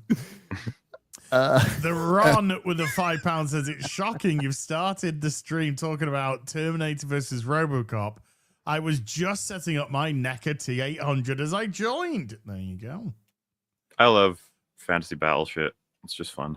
It's the best. Yeah. Lost for Words with a £2 says Terminator 2D. No Fate looks sick. Due out October the 31st. It does. It looks great. Oh, that the side-scrolling video game? That looks fucking cool. I'm totally going to stream that. Matej has been a member for 22 months. Matej, thank you. Kalioth with a $2 says Marvel Comics tri-centennial since he judges gods. All right. As far as powerful, he's probably, yeah. Joseph W. The with one a above $5. all, eternity. You know. Mhm. Joseph W. with the $5 says, last week you guys did not mention Wesley Snipes' Blade via comic movie portrayals. This infuriated me. I'll accept apologies for this. I have no idea in the context. Was it just most iconic? I think we were doing most iconic portrayals of like, because remember J.K. Simmons playing. We were Jake talking Gunner. about comic accurate. Comic accurate. Yes. Comic Blade, accurate. not entirely comic accurate, but totally iconic. I'm Well, the man started it all with this run. Yeah. Like, there's a lot of ones that we did mention. There's honestly a lot. It's just that we're trying to sort of sort out the number ones. I really like him as Blade. I don't know if he can compete with there isn't the top 5, you know. Blade in the comic books prior to the Blade movie coming out. I mean, there is. He's in the animated series, but it's like there ain't a ton. All right. It's fucking great. Nobody's going to deny that it's great. But we were talking about like from page to screen, the accuracy, and fucking Rorschach, J. Jonah Jameson, you know, Superman 78, Reeves, Superman. Doesn't get better than that. Like Heath Ledger's Shaquille Joker is great. O'Neal Not Steel. Yep. Not Heath Ledger's Joker, not super comic accurate. No. What about RDJ's Tony Stark? How does that go? Comic accurate. Very. Pretty good. Very. Larry Escher with a $2 says, watch Orgasmo by South Park's Trey and Matt. I have. Yeah. I've seen that. And basketball. And basketball. Yeah. I own all that shit. And Cannibal the movie as well. Razor Hammond with a $2 says, just love BBC. What are some must-read sci-fi?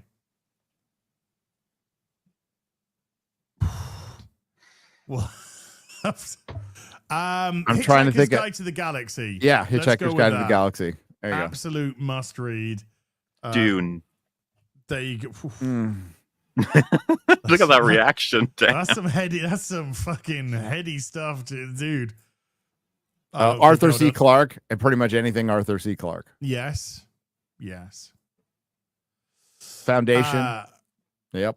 Ooh. Yep. The Expanse starts good, but I mean, I would. I don't know if you call it sci-fi as opposed to more fantasy, but it depends which book you're reading. But I used to love Anne McCaffrey's Pern stuff.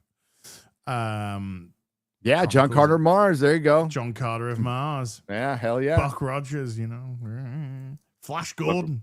Buck Rogers of Mars.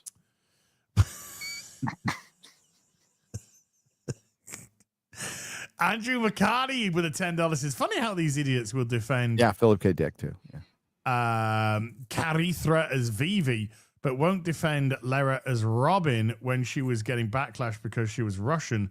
Funny how it only works one way. Also, Lara is hot as Robin.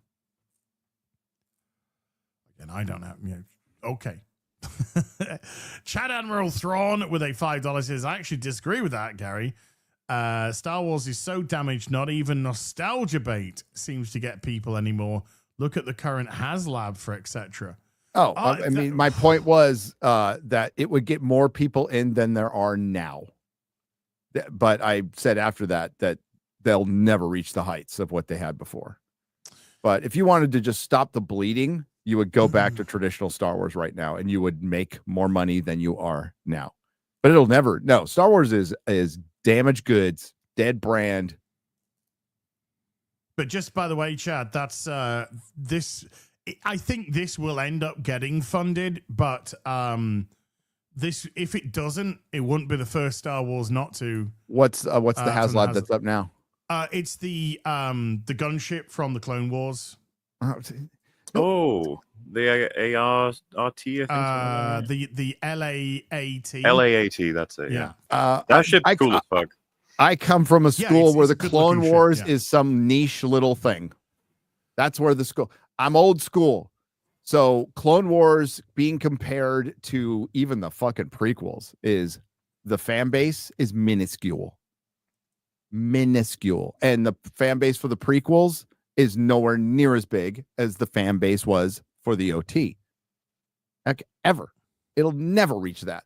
The OT was like, you have to explain it. Chad, you might have been around back then. I don't know. But nerd shit wasn't popular. It wasn't cool to say you were fucking a Star Trek or Star Wars fans, and jocks and shit were going to see Star Wars and talking about it. It was like that big. It was fucking huge.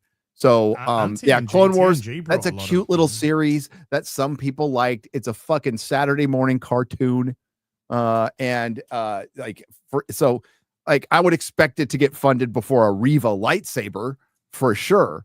But if HasLabs does a 1 in 32 scale, I was going to say 1 in 16 scale. Yeah, well, fuck it. 1 in 16 scale Millennium Falcon. They do 1/12 scales. A 1 in 16 scale Millennium Falcon, which would be the size of this room. If like that would get funded. That would depend on price, but yeah, I get where you're coming from. Though. Yeah, that shit would get funded. Coming from. Yeah, but the Rancor monster did not get funded, and that was HasLabs. That's crazy.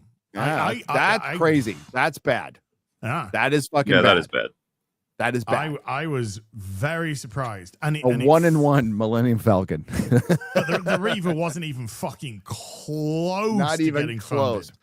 The Rancor monster was close, but it didn't make it, and they said no. That's bad. That's bad. Yeah. There's no. That is. But there's still 27 days on the LAT, shall we say, on the gunship. There's still 27 odd days. It's got to hit 8,000 units. It's on about 3.5. So it certainly got off to a slow start, but there is a huge surge towards the end, or tends to be a huge surge towards the end.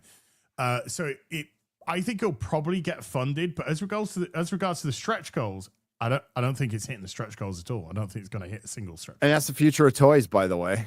Is going to be. And by the way, just to put it into perspective, though, because it's not like it's an old thing. You know, Star Wars, it's old, long in the tooth, and all that. The GI Joe classifieds. Always fund like pretty much day 1, day 2 immediately. Yeah. And by the end of the campaign, all the stretch goals have been hit. Yep. So the GI Joe classified series does excellently. Actual fact, there's the Snowcat is up at the minute for GI Joe, and there is 2 days 9 hours left. It's got 9,000 backers off a target of 8,000. So there should be a surge towards the end. This might not get the stretch goals on this one, personally. The Snowcat I would say the Snowcat is a slightly risky one to go with, but it's still been funded. And we'll see about a surge towards the end. It might hit the first stretch goal. You never know, you might hit the second. But yeah, the G.I. Joe stuff tends to do way better than the Star Wars stuff. But Hasbro's pretty fucked as well at the minute. Lambs for the 5. Sorry, go on. I was going to say, is Gary there, by the way? Nope. No. It's just that I've seen sentiment from a couple of people, and I find this conversation really fascinating because, as someone who's a younger generation who did love Star Wars through prequels and OT, and still was part of a maligned sort of grouping in how high schools run, obviously, it's really weird to hear Gary say, yeah, you'd be like, you could be beaten up or bullied by the fact that you like this shit, and seeing people in chat being like, Gary, you're wrong because it was a cultural phenomenon. It was on cereal boxes. It's like, yeah, those two things can be true. I don't know why you would think that it being super worldwide popular as a movie means that kids messing around and fantasizing in school about the nature of Star Wars and playing with toys and stuff wouldn't also get you bullied. It absolutely did. Yeah. 100%. And I don't care. Like it was a cultural phenomenon afterwards, by the way, and it built up over time. But people were still giving you. I got pushed down by a jock for wearing a Star Wars shirt. 100%. Well, yeah, I was saying my that generation was like 2 grades. Yeah, you went to school like 200 years before I did. So I mean, yeah, we were painting on cave walls, and our shirts were made out of our Star Wars shirts were made out of animal skins, but. But it was like, loser, playing video games, talking about Star Wars, doing this, that, the other thing, trading cards or whatever have you, and just like, yeah, it's whatever. It was a cultural phenomenon that's like that really spawned. Jaws started it technically, but spawned the Blockbuster era that's now dying. Franchises merchandising with franchises. It started all that shit. It was the OG. It will never be that big again. It was fucking huge, and it's hard to describe unless you live there. That's No, the old guys will know what I'm talking about. I totally get what you're saying as well, because you know when we saw that tweet about like how this stupid inflation thing, the way you're saying it would make Superman 78 this enormous film, and it's just like you guys actually are so far beyond that age that you can't even imagine how big it was anymore. Because you know, my mum doesn't give a fuck about sci-fi films at all, and I was like, "Do you remember Star Wars?" And she was like, "Yes." Like, of course, I remember that shit. It was everywhere. Yeah, movies were things people went to and discussed, but they weren't cultural phenomenons outside of like even Gone with the Wind, as big as it was. You know, people, it was just something you did on the weekend. It wasn't something that became lifestyle.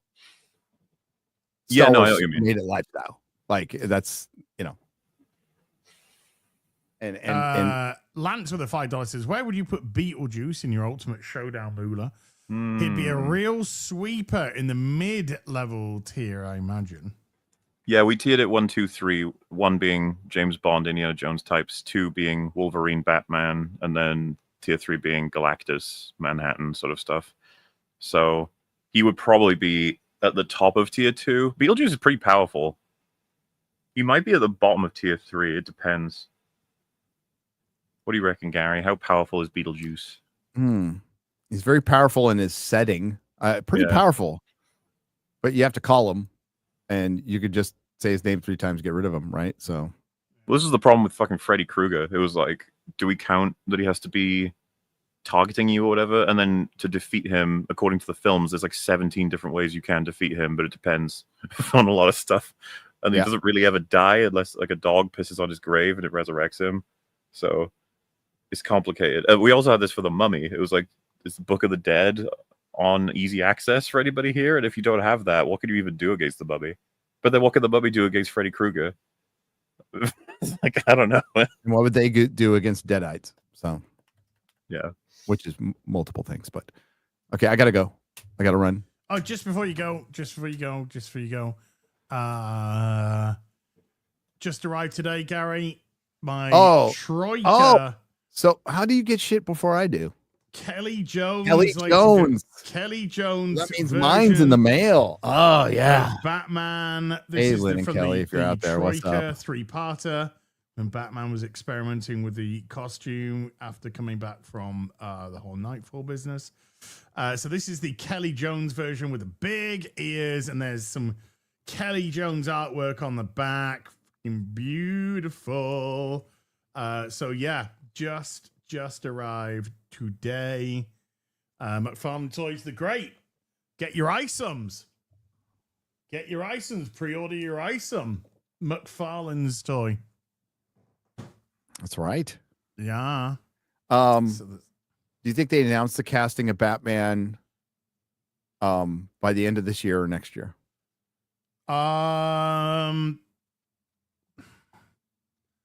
They will announce Batman before the end of this year. Okay. And we're talking about the gun Batman. Yeah. Gun Batman. That's so fucking dumb, dude. Did you show the tweet of what he said about that? No. Yeah. No, we haven't showed it, but I've seen it. When did that come out? So, well, because someone said to him, is it not confusing to have 2 Batmans? And you don't need to show it, but his response was basically, you don't seem confused. Oh, yeah, I saw God. God damn it. He's just such what an a insufferable fucking prick. twat. Yeah, he's just well done, twat. James. You just scored another customer there. Well done, mate. Yeah, Fucking well idiot. done. God damn, that guy needs to shut the fuck up. Yes, he does. All right, Gary. Thank you, Gary. Anything you'd like to plug before you go? Gary's book is on Rippersend right now. So yes. go check that out. I start the audiobook and spoke to Eric about something fun. That's a tease. That's a tease. Got a video coming out whenever you're done with the live stream. 2 hour or so, 45 minutes, whenever you're done. After you're done. Try smash through some supers. Yeah. That's what I got to go work on. All right, stay. Mahler, I'll talk to you tonight. Right. For Alien Earth. Alien Earth. It's 2 episodes. What time does that kick off? I think 8 my time. Which is like hell my time. It's like fuck off 30 in the morning. Yeah. So we're doing the 2 and then a live stream, right? Yeah, we'll I mean, it won't be a 3-hour live stream. Don't worry. Okay, we'll do it old school. We'll do it old school. We'll review it real quick, read some chitty chats, and get out. We'll do. All right. If you're too tired, though, let me know. It's all good. It's all good. I got you. Okay. Okay. Talk to you later, everybody. Thanks, chat. Bye. Love you. Bye, everybody. Chris 1306 to the 35 Zargon says, boobies. Willing to bet money that the Mando movie will be similarly toned to Outlaws. Correct. Almost certain you are correct on that. That's practically the tone for Star Wars right now. That is the tone for that tone of sort of thing. Fucking bubble wrapped safety mitten across the Star Wars flavored slop. Sterile, flavorless. I'd say water, but water is more tasty. Yeah. Rolling the Wretched with a $20 says, Teddy, it won't be a birthday without you ranting me for 3+ minutes. How about you send me a PM? Elon's platform, a DM, I think he means. Fucking retard. And I will give you my email address and I will 2 times my normal Sunday chat for a video. I'll do that for you, Roland. You've sufficiently bribed me into just making a video and I'll just send it to you on email. What date? Roland, what date? What date? PM private message. No, I'm not accepting that. DM direct message. Not accepting PM. Sorry. It's Roland. We're not accepting that. David Fredrickson with a $5 says they needed to make the EU book starting with the Thrawn trilogy in animation. Could have replaced all of the OG actors with voice actors. Well, you ask Ryan, they had plenty of material with the extended universe. They chose not to use it. And I don't think that Kathleen Kennedy, by the sounds of it, even knew it existed. Well, the assumption always was, it's a bit more cynical, but there was plenty of great stories to copy or to characters to steal, but they didn't want to have to, deal with the original creators. Yeah, there was probably rights issues and stuff like that as well. Yeah, it's like, so wipe it clean, but then also copy it. It's just, honestly, it's cynically the best way to go as a corporation. It's gross, but like that is, if they'd done it well. If they had actually deleted it all and recreated it all with their quote unquote original stories while copying all these artist stories and not having to pay them, man, you got fucking Grima Wormtongue working for you. But look what we've got. Ahsoka. No, I know. And shit. Well, like I mean, that. They stole Thrawn and they've adapted him like absolute shit. You remember the hype for Thrawn coming into Star Wars? Nobody talks about this loser anymore. Obviously, I don't mean the good Thrawn, the shitty Thrawn that we get more of. Well, they've tainted Thrawn. It's as simple as that. Because now when you think of him as Dunkin' Donut Thrawn, it's who all a part of my plan. Up and just goes, yes, it's part of my plan to get utterly destroyed and lose half my forces. I will say, I look forward to more coping and seething from him. It's very funny. Well, it's funny for us. Yeah. But unfortunately, it's ironically funny for us. But I feel that they're doing it unironically. That's just the problem. Refan with a 25-month says, Grogu's first word in the voice of Melanie Matt. Wow, you can actually write baguette while staring at Mando. The food, of course. Beautiful pork. I love pork faggots. I do have some in my freezer right now. I'm never without them. In gravy, by the way. Actually, it's not. It's in a what sauce? It's not a Worcester sauce. It's a it's in a certain special sauce, by the way. Hood Nick Gore with a $2 says shout out Campia. Yeah, something like that. Gore Weaver, armed and hammered. I got it right this week. Woo! With a 150. That hurt. That hurt. Just call me armed. Don't try the name. The greatest thing the prequels introduced to the Star Wars universe was the word for shit, so we can describe the Rey movies appropriately. What was the word for shit? Oh, they've got what the fuck? Why am I forgetting it? Because for some reason I keep going to Dren, which is the Farscape one. Chat, what's the Star Wars one for shit? It's not Poodoo, is it? Is it? Because I thought there was another one. Yeah, I mean, all right, yeah, I guess it's just Poodoo then. I thought there was more than that. Orange Gonton with a 23-month membership. And Enoch Mamon with a $50.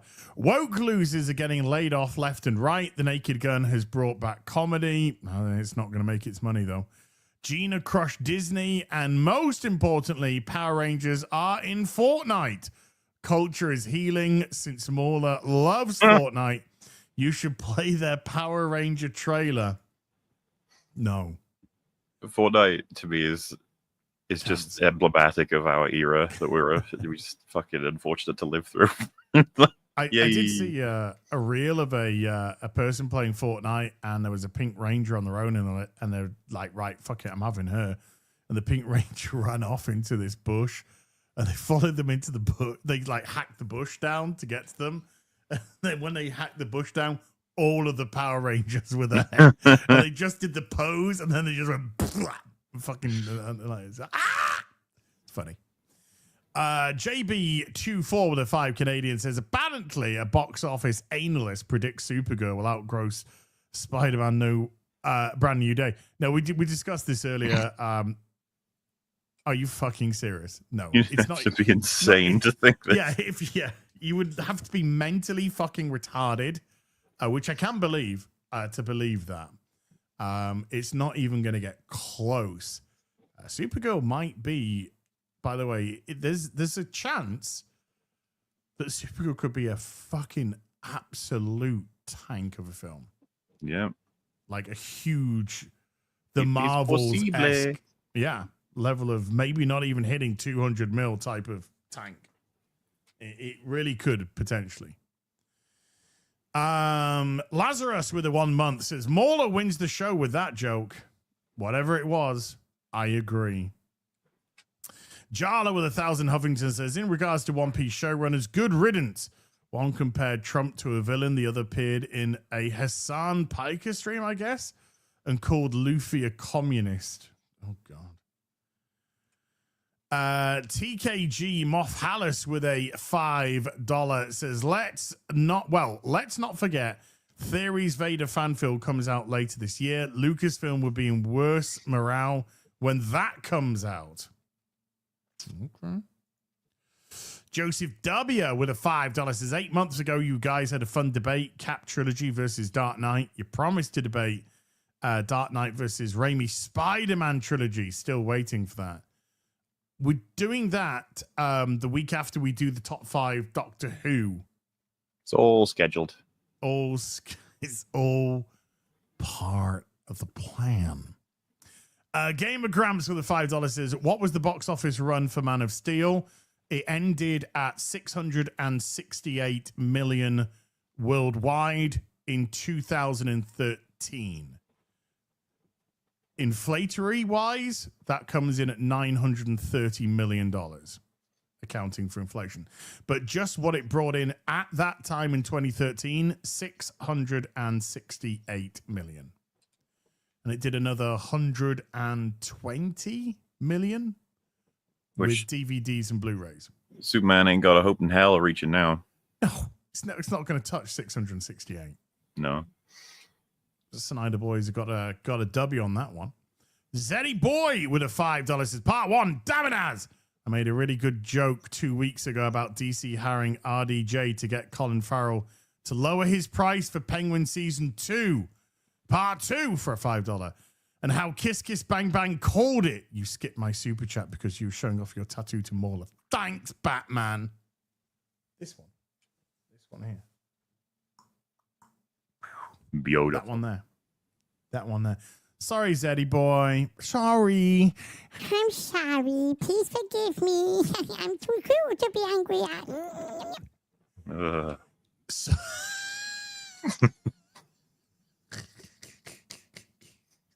that was a real sideshow, Bob. Subhuman with 84 with the $10 says, if I told you that I bought John Byrne's entire run of Action Comics, Superman and the Man of Steel miniseries, what would you say? Well done, is what I'd say. What? Congratulations. Did you get the Wonder Woman?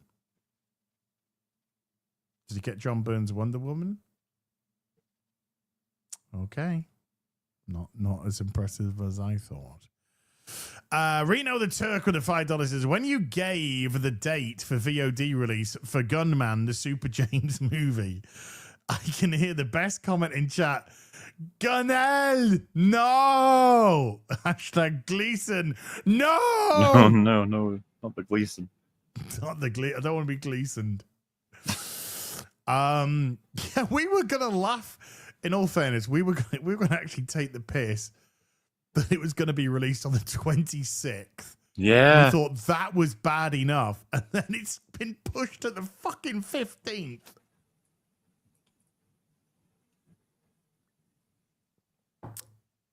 That is definitely the mark of a well-performing film. 35 days after cinematic release. Got a gravy with a £10 says, been a while, so just a reminder that it's been 8,838 days since Michael Bay missed the mark when he made Pearl Harbor. Maths, if you divide 1,000 and take away 3.838, that gives you 5 best Doctor Who stories. For fuck's sake! Wow. Okay. Okie dokie. Dark Knight Rider with a $2 says, if hired, will Cara Dune's droid go beep bop boop? Oof. If I don't think it's ever happening, by the way. I don't think it's ever happening. If Cara Dune returns to Star Wars, I can only imagine they would kill her immediately. Probably. Gene, it'd be great. You come back, you shoot something, and then you go out a hero. You're killing me off. Yeah. Adrian Zazarok has been a member for 46 months. Adrian, thank you. Nathan Cassidy with the $5 says, what I want to see from Gina Carano is to be the star of the Jurassic World movie. The cope of her being in a successful movie would be glorious. Yeah, just simply by having dinosaurs in it. Jacob Wolf for the $5 says, WB should make a live-action Lollipop Chainsaw with Sydney Sweeney starring and gun directing. No. Fucking sick of James Gunn. Clint Eastwood. He's only done one fucking movie for his Gunverse, and I'm already sick to the fucking back teeth of him. Clint Eastwood with a $5 says, how many members of the Galactic Senate regularly took visits to Jeffrey Alderon's house? Do you think they kept a list? God. Oh my God. I think the list is on Palpatine. Sorry, what was he called? Which one? He was Senator Binks? No, it was Palpatine, wasn't it? Yeah, Senator Palpatine. Yeah, he wasn't. He was a senator before he was. Yeah.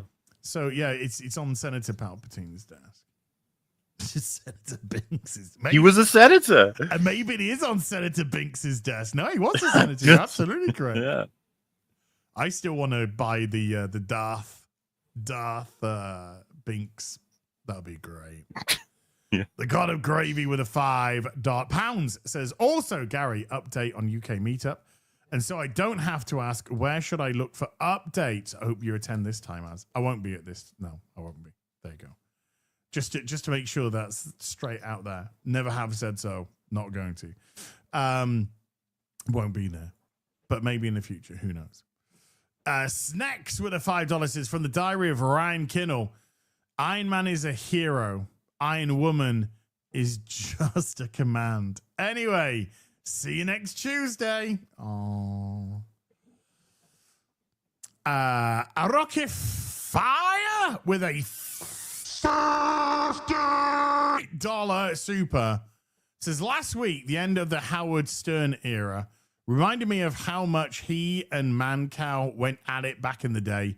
Would be fun to get Mancow on a Nooner or FNT. Dude was uber nerd. Stormtroopers at his wedding and friends with Shatner. Big Trekkie. There you go. Do love myself a nerd.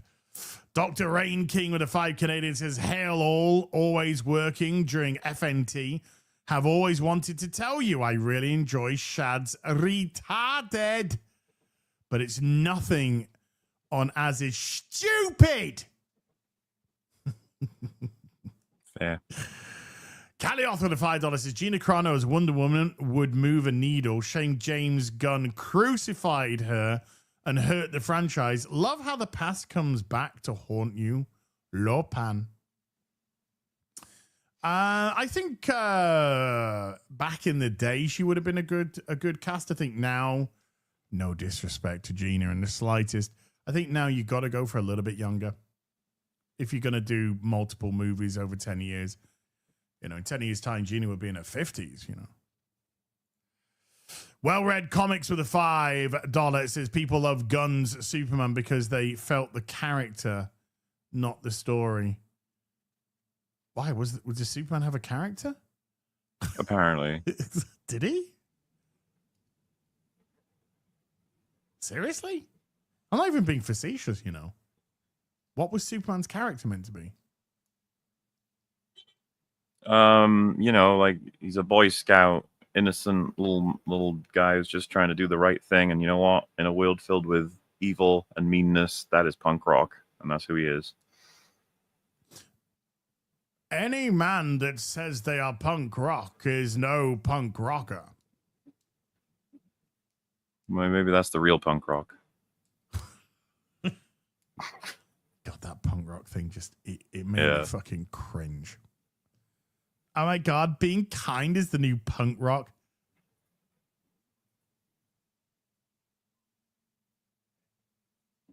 It's just not very good. The movies. Are you fucking wet brain? Fucking kind's the new punk rock. Shut up, you stupid. I saw it said that like you know, dissimilar to so many of these different hero movies where they have to discover something and work at it and become the best version of themselves. Superman, what he discovers is his position, which is to do good, to help people, to do right, was just correct the whole time. And I was like, huh? And then I read more of it, and it was like, what's so great about the movie is he realizes that he had the right idea the whole time. He didn't need to learn anything. I was just like, why is that? Tell me why that's good. Like, why is that? Is it not taken from the hero's journey? Well, it's a commonality. There's like Captain Marvel has that arc. Yeah. I You just think need America to be Chavez told that has you're that right arc. all along and great all along. Well, the only I would even say is like the only thing they're missing, of course, is the only difference by the end of the movie from the beginning is that he thought he was good because his space alien parents told him to be, but at the end he realizes it was the people who raised him for 3 decades. Yeah, that we got to see for about 2 minutes, which is actually more time than we got to see of the message that was even given. He got nothing from Jor-El, so. We love you more than the sky and the stars and the sun. There's your message. That's it. Okay. It must have been them that I learned all of my values from and not the people who raised me for 30 years. Yeah. It's an arc I don't understand. I don't find it meaningful. No, I honestly, I don't know. The more I think on that movie, the more I fucking hate it. Just hate the fucking thing. Acid Hot Pocket with a $10 says place your bets on how many truckloads of cash it will take to sign the papers. I wish I knew the context of that. Exactly. Papers, please. Zeddy Boy with the $2 says Danai Guria is Okeo? Dane Guerrera is Okoye. Okoye. Okay. Cool. All right. Kuhaku has been a member for 20 months. Thank you. Kalioth with the $2 says, let Mr. P off his leash for dinner. He's earned it. He popped up with a glass of water for me earlier.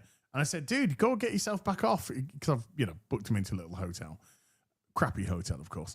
For his time. He has to go get yourself off. He's like, nah, because he says, I need your help with something downstairs. So I'll hang on. So he's just like hanging on. What a guy.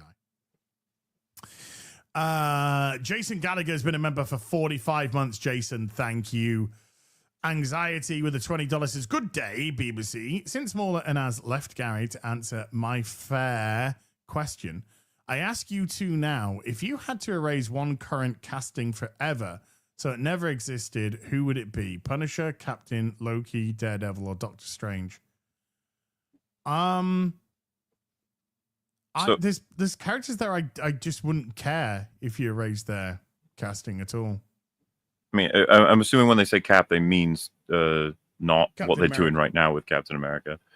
Well, I mean, I wouldn't based off Captain Avenger, Captain America, the first Avenger, etc., etc. So it wouldn't be Cap. But would I give it? I wouldn't give it Loki. I'll probably keep Loki for his older stuff.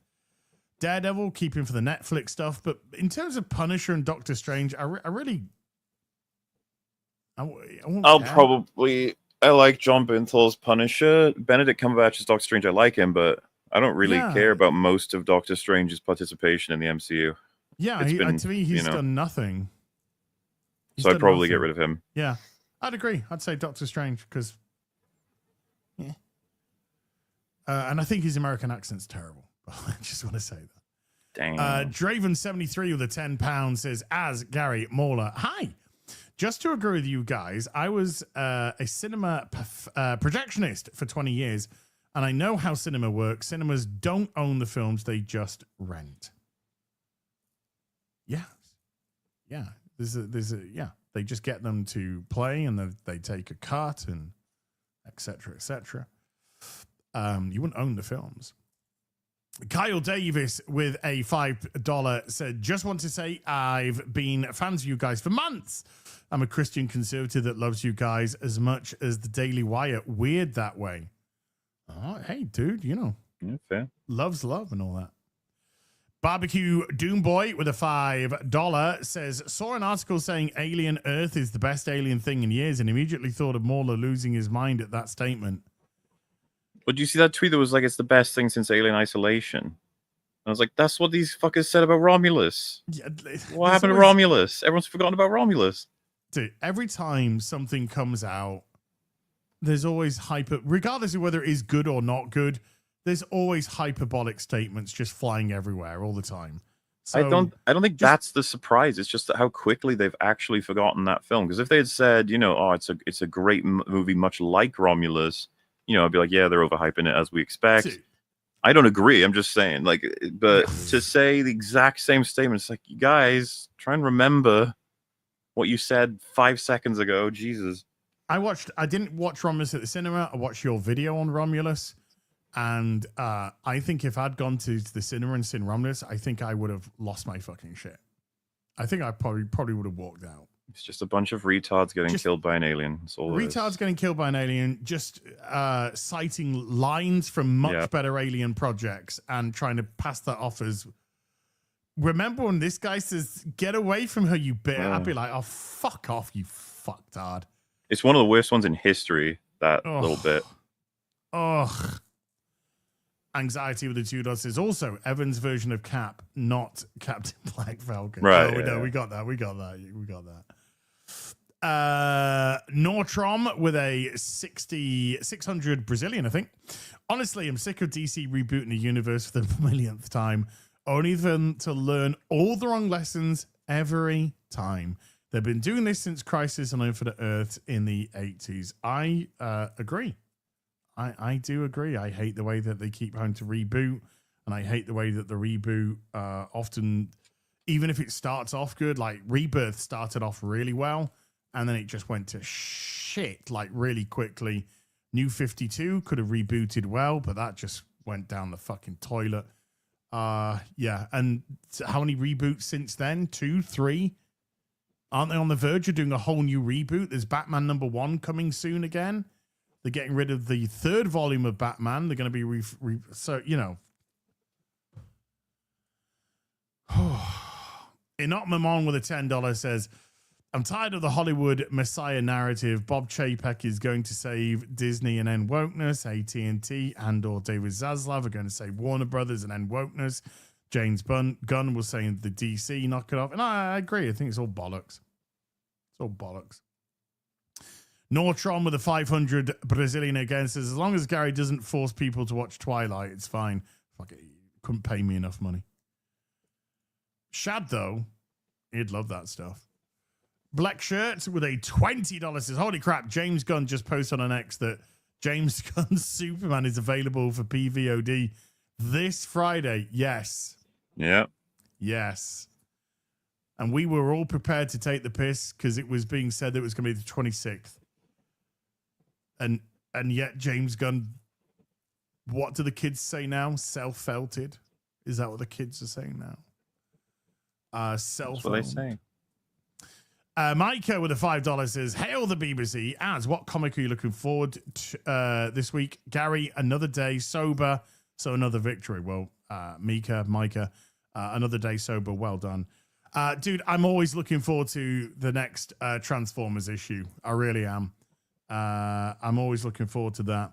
And we just got the notification in the email during this show that Yaira 3 is ready to ship as well. So I'm looking forward to getting myself Yaira 3 and Horseman.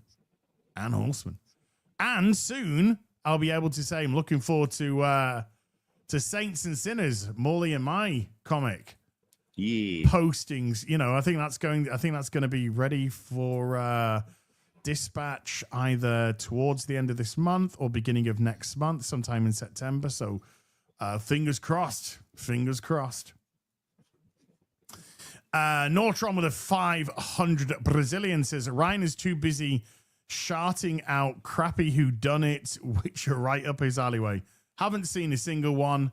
Not going to watch a single one. I went up instead of down. That's what she said. Chris 787 with a £10 actually said, loving the show as always, guys. Can I get your guys' thoughts on Bo DeMayo's recent statement? We went through it.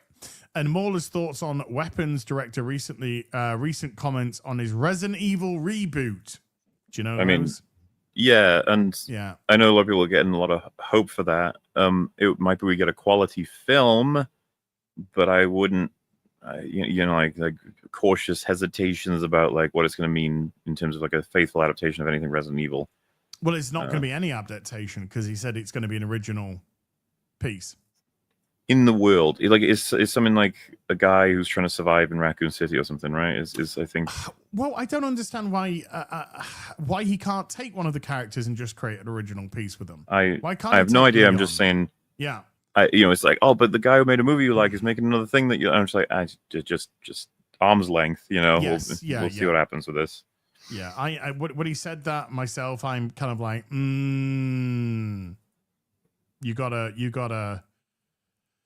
I got to see something, but I can't get excited about that. If he said, "Look, we're making a faithful adaptation of Resident Evil 2 or something, or Resident Evil 1, which could be great horror in a house," then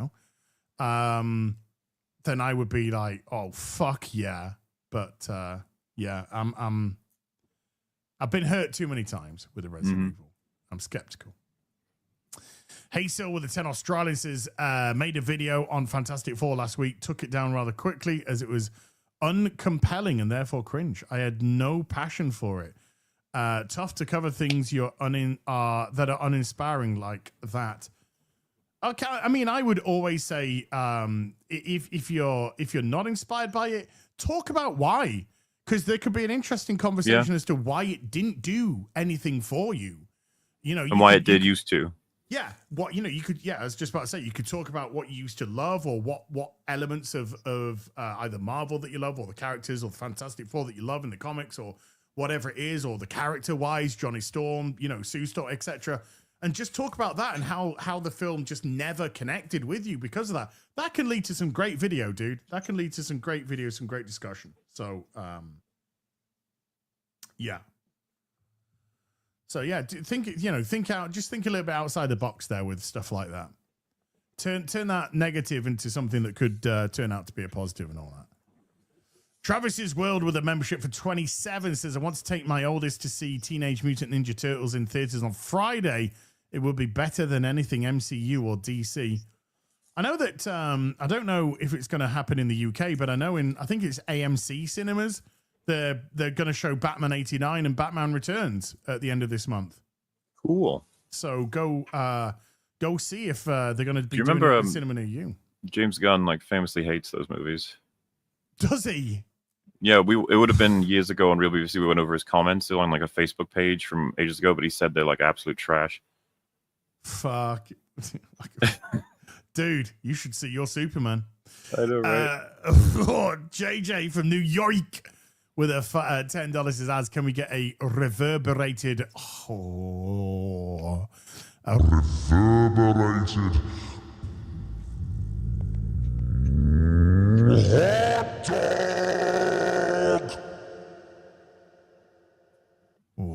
Panel's thoughts on the Hot Toys killing Joker. Apologies if you're already remarked on it. I mentioned it earlier actually in the stream, JJ. I will be getting it. Looks good. We'll be getting it. Hot Toys pumping out some great Batman stuff at the minute. Fuck yeah. Nathan Cassidy with a $5 says, considering Jurassic World, Godzilla vs. Kong, and Avatar don't have a problem making money, it's a cope to say it's bad movie fatigue with audiences. No, we're being specific. We're being specific. We're not saying that there's Jurassic Park fatigue, because there isn't, because people are turning up to watch dinosaur movies. We're not saying there's Godzilla fatigue because people are turning up. But when we're talking about superhero fatigue and bad movie fatigue in relation to the superhero movies. We're saying the superhero movies are bad movies and therefore causing that fatigue, which is having a knock-on effect and causing superhero fatigue as a consequence of that. So we're not talking about bad movie fatigue in terms of things which you may perceive to be a bad film. I think the Jurassic World films are fucking awful. But I wouldn't say there's a fatigue because people love fucking dinosaurs and they're turning up big time for it. Avatar, I didn't like the first Avatar at all. Second Avatar I thought was okay, This Avatar, the trailer I've seen, it looks abysmal. But there is a huge audience for Avatar, so there's no fatigue there. Because the second one did what, 2 billion at the box office? So, which is still down from the first one, is that? I can't remember. I think it's down. I think it is down, but we're talking how many years difference? Was there 13 years difference or whatever it was between movies or whatever it was? So it's done all right, but yeah. So we're talking about bad movie fatigue specifically in relation to superhero movies. Also, there's just been a lot of slop in general. Doesn't mean that everything's covered by the slop. Legalize adulthood with a $5 says, smack your Kate bitch up. Yeah. Smack your Kate bitch up. R.I.P. Keith. Stephen G has been a member for 9 months. Thank you, Stephen G. Nortron with another 500 Brazilian says, it's the same issue with Warhammer. Games Workshop has been alienating their fan base for years, first with Adeptus Femstodes, and now they completely shat the bed with Terminus Decree. I've kind of dropped from the Games Workshop stuff, dude. I was big time into it. Death Guard, Black Legion, and now I've just completely dropped. You can talk people out the cinema, you can talk people out of a building, and Warhammer have kind of taught me out of a building. John Gibson with a $50 super chat says, any coach except effing Norv Turner, F. Dean Spanos. If those words mean anything to anybody, yeah, It's like a riddle. Also, I'm afraid I'm going to have to go in a moment. Okie dokie. Just tell me when. If it's now, just tell me when, and I'll see you off. Okay. The Pally Dan with a 28 months says, I remember I got some Birds of Prey signed by Gail Simone for a customer. Then an obvious autistic fan started ranting at her afterwards. Then the Pally Dan with the $5 says, the rant was nice but overzealous, not antagonistic. After she looked at me, why can't more fans be like you? I wasn't a fan, just curt and polite. Yeah, fuck Gail Simone. Stupid tart. Southern Inks with a $10 says, you guys are getting me through my second week back teaching school. Gary, all respect, but DeMeo was horrible. Flaming Morph, Big Rumor, Magneto, and worse. Iron with a 40 shekels says, YouTube will require ID from the 13th of August. Your opinion? It doesn't really affect us as content creators. Well, us individually, but what it's going to mean in terms of people being able to watch my video. That said, my videos are 99.6% over 18s. So I don't know, but I think there's going to be a good proportion of people. Put it this way, never mind the people who really, I'm not going to give my ID. I'll go, I'll do it another way, whatever. YouTube, the way that YouTube just doesn't even push videos anyway, I doubt we'll see any difference whatsoever, because they just don't even fucking push your vids in the first place. Inotmamon with a 5 says, once again, Christopher McQuarrie and Henry Cavill wanted to make Man of Steel 2, but were rejected for Jar Jar Abraham's Black Superman that never got made. I said that when they announced that with Ta-Nehisi Coates writing, I said at that time, and it's on streams, I said, this film is never going to get made. Never. It's never going to come out. That was the easiest. That would have been the easiest money I ever made if I put a bet on it. Kick with a 50 Bagnons says, next level cope from Guntards on X's. Superboy didn't have famous actors like Man of Steel did. When I said Cavill and Shannon were nobodies, Costner, Crow, and with another 5, Fishburne had cameos, and they're good actors, but not box office stars. Long story short, it came down to Amy Adams. Besides $340 million for Enchanted and nothing. Look, the Cope doesn't make it. Don't make it a good film. Yeah, it's still a film which divided a lot of people and underperformed massively. It's as simple as that. I mean, the message keeps going. The message keeps coming. Oh, and nothing else over 160. The argument is because she conned studios to give her 10 to 20 million for Oscar bait movies. She pushed Man of Steel to 670 million because she's a box office monster. I hope you had a good laugh, as I did. Look, I'm not a Snyder bro, and I'm definitely not a Gunn bro. I'm neither. Objectively, even though I have massive issues with it, Man of Steel is a better movie than Superman, in my opinion, with better performances. To be honest with you, a lot better effects as well. But in terms of cope away. The simple fact is you couldn't do the box office of a movie that came out 12 years earlier. Never mind inflation. You couldn't even do that. So I don't think it bodes well for the Gunverse going forward. JB24 with a 5 Canadian says Spider-Man, brand new day, brand new world, brand new actors without roles. Lisa Colon-Zayas and Melanie Scrofano. Which do you think is Jackal? I don't know. No idea is the answer to that. No clue. But we'll find out.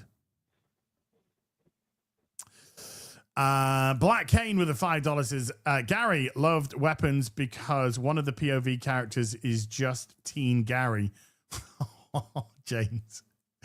By the way, he was even possessed because that was just like fighting a normal tweaker. That bit, I was fucking laughing at that bit. The end was great. The end was so darkly funny. There's so much that threw me off in terms of how funny it was at random times. Like when he's searching this shit, and he picks up a DVD and goes, Willow. And then puts, I was just like, what? It's great. It's great stuff. It was very creepy, great atmosphere, but there was some great dark humor in it. There's some great humor in it. Joe Danger 37 with the $2 says Mando movie post-credit scene Schlurpo. Stay tuned. Schleppo indeed. Calioth with a $2 says they sell 2 Halloweens of candy starting in August. Ugh. Great Pineapple, the £20 says it's bad. The only good thing you have is X-Men 97. I like 97, but God, that's it. Same thing with Andor. You can't expect fans to stand by you with such a terrible catalog. Hell, Mauler, I love the Ultimate Showdown. I agree with the whole sentiment. Calioth with a $10 says, check the Hasbro Pulse new Takara offering of a Predaking and a G1 Nemesis Prime. Both be looking sexy. Gary, do you have new art? It's a lost Fox series now, sadly. America needs that type of comedy. Oh, Bob Newhart, man. Come on, man. Too soon. Gus has been a member for 18 months. Gus, thank you. Fulgrim the Diddy Primark with a 1 month says Robocop stomps T800. As a fact, with a £5 says, so Minecraft movie was a success as expected, or didn't it earn as much as it should have? It looked like it was going to, I mean, it made money, it made a lot of money, but it looked like it was going to make even more money, but it kind of, it tapered off. It might actually have been the consequences of it being such a shit film that it only made as much as it did. And you'd be like, what? It made so much. It's like, it's Minecraft. Yeah. That's an enormous property. They could have made shit tons of money. And we all did kind of guess it would be over $1 billion. And it wasn't. Yeah. So. And it wasn't. That was the surprise. The surprise was it didn't hit. But that movie was fucking terrible. So could be that. Who knows? Maybe one day. Hold on. The FGC Sensei with a 5 Canadian says the weird fact that superhero movies are dying while video games are thriving. Marvel Rivals is huge, and Tokon and Cosmic Invasion look great too. I think it's Tekken, and Cosmic Invasion look great too. Marvel Rivals got a lot of love, but I think a lot of it not just the gameplay. A lot of people happy with the aesthetic of the characters. Which is just, for some reason, what we can't seem to do in the West. Lord Kev C with the £10 says, sorry if this has been covered. I'm 30 minutes behind. RE casting Cap and Iron Man. Who is the current crop of actors that you'd think would make a good Steve Rogers and Tony Stark? Hail the real BBC. Tekken is the new Marvel fighting game. Oh, okay. I thought he was trying to do the Tekken with the video game thing.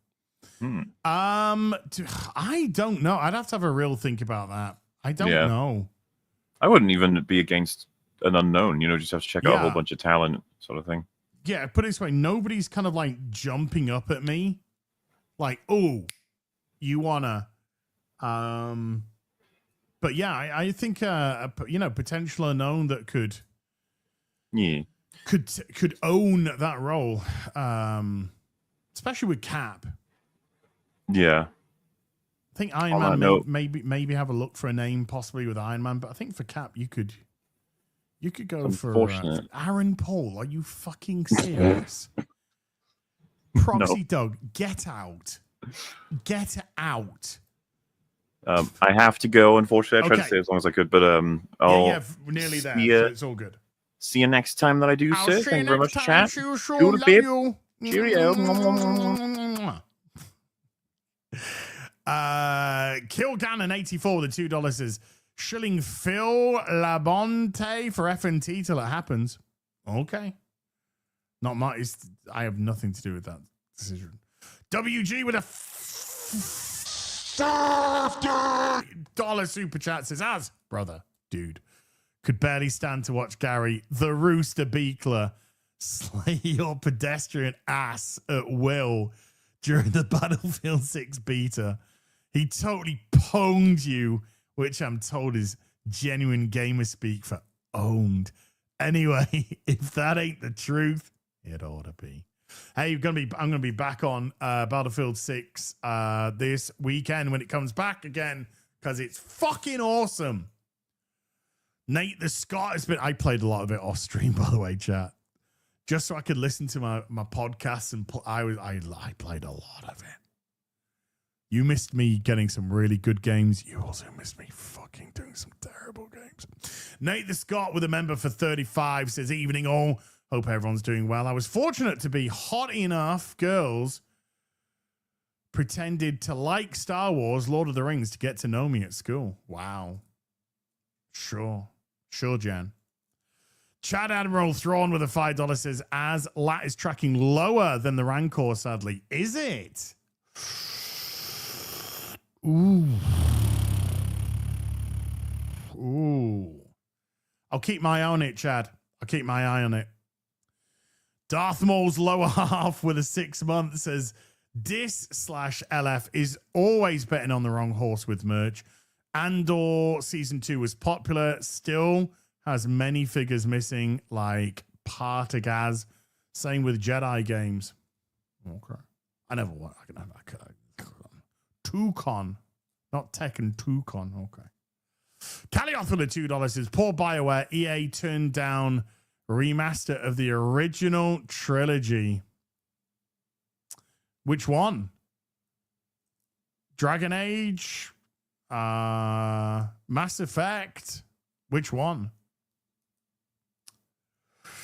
Hazo Happer with a £20 says, a few hours behind, you guys talking about them ruining old characters, trying to make their new ones look good, made me think of how often in wrestling an old wrestler was able to put over a new one without ruining either. Yeah, I mean, that was in wrestling, that was the what was meant to be the done thing. You know, the one who you know, lost their spot at the top would put over the up and comer, unless you're Triple H, in which case you bury them all.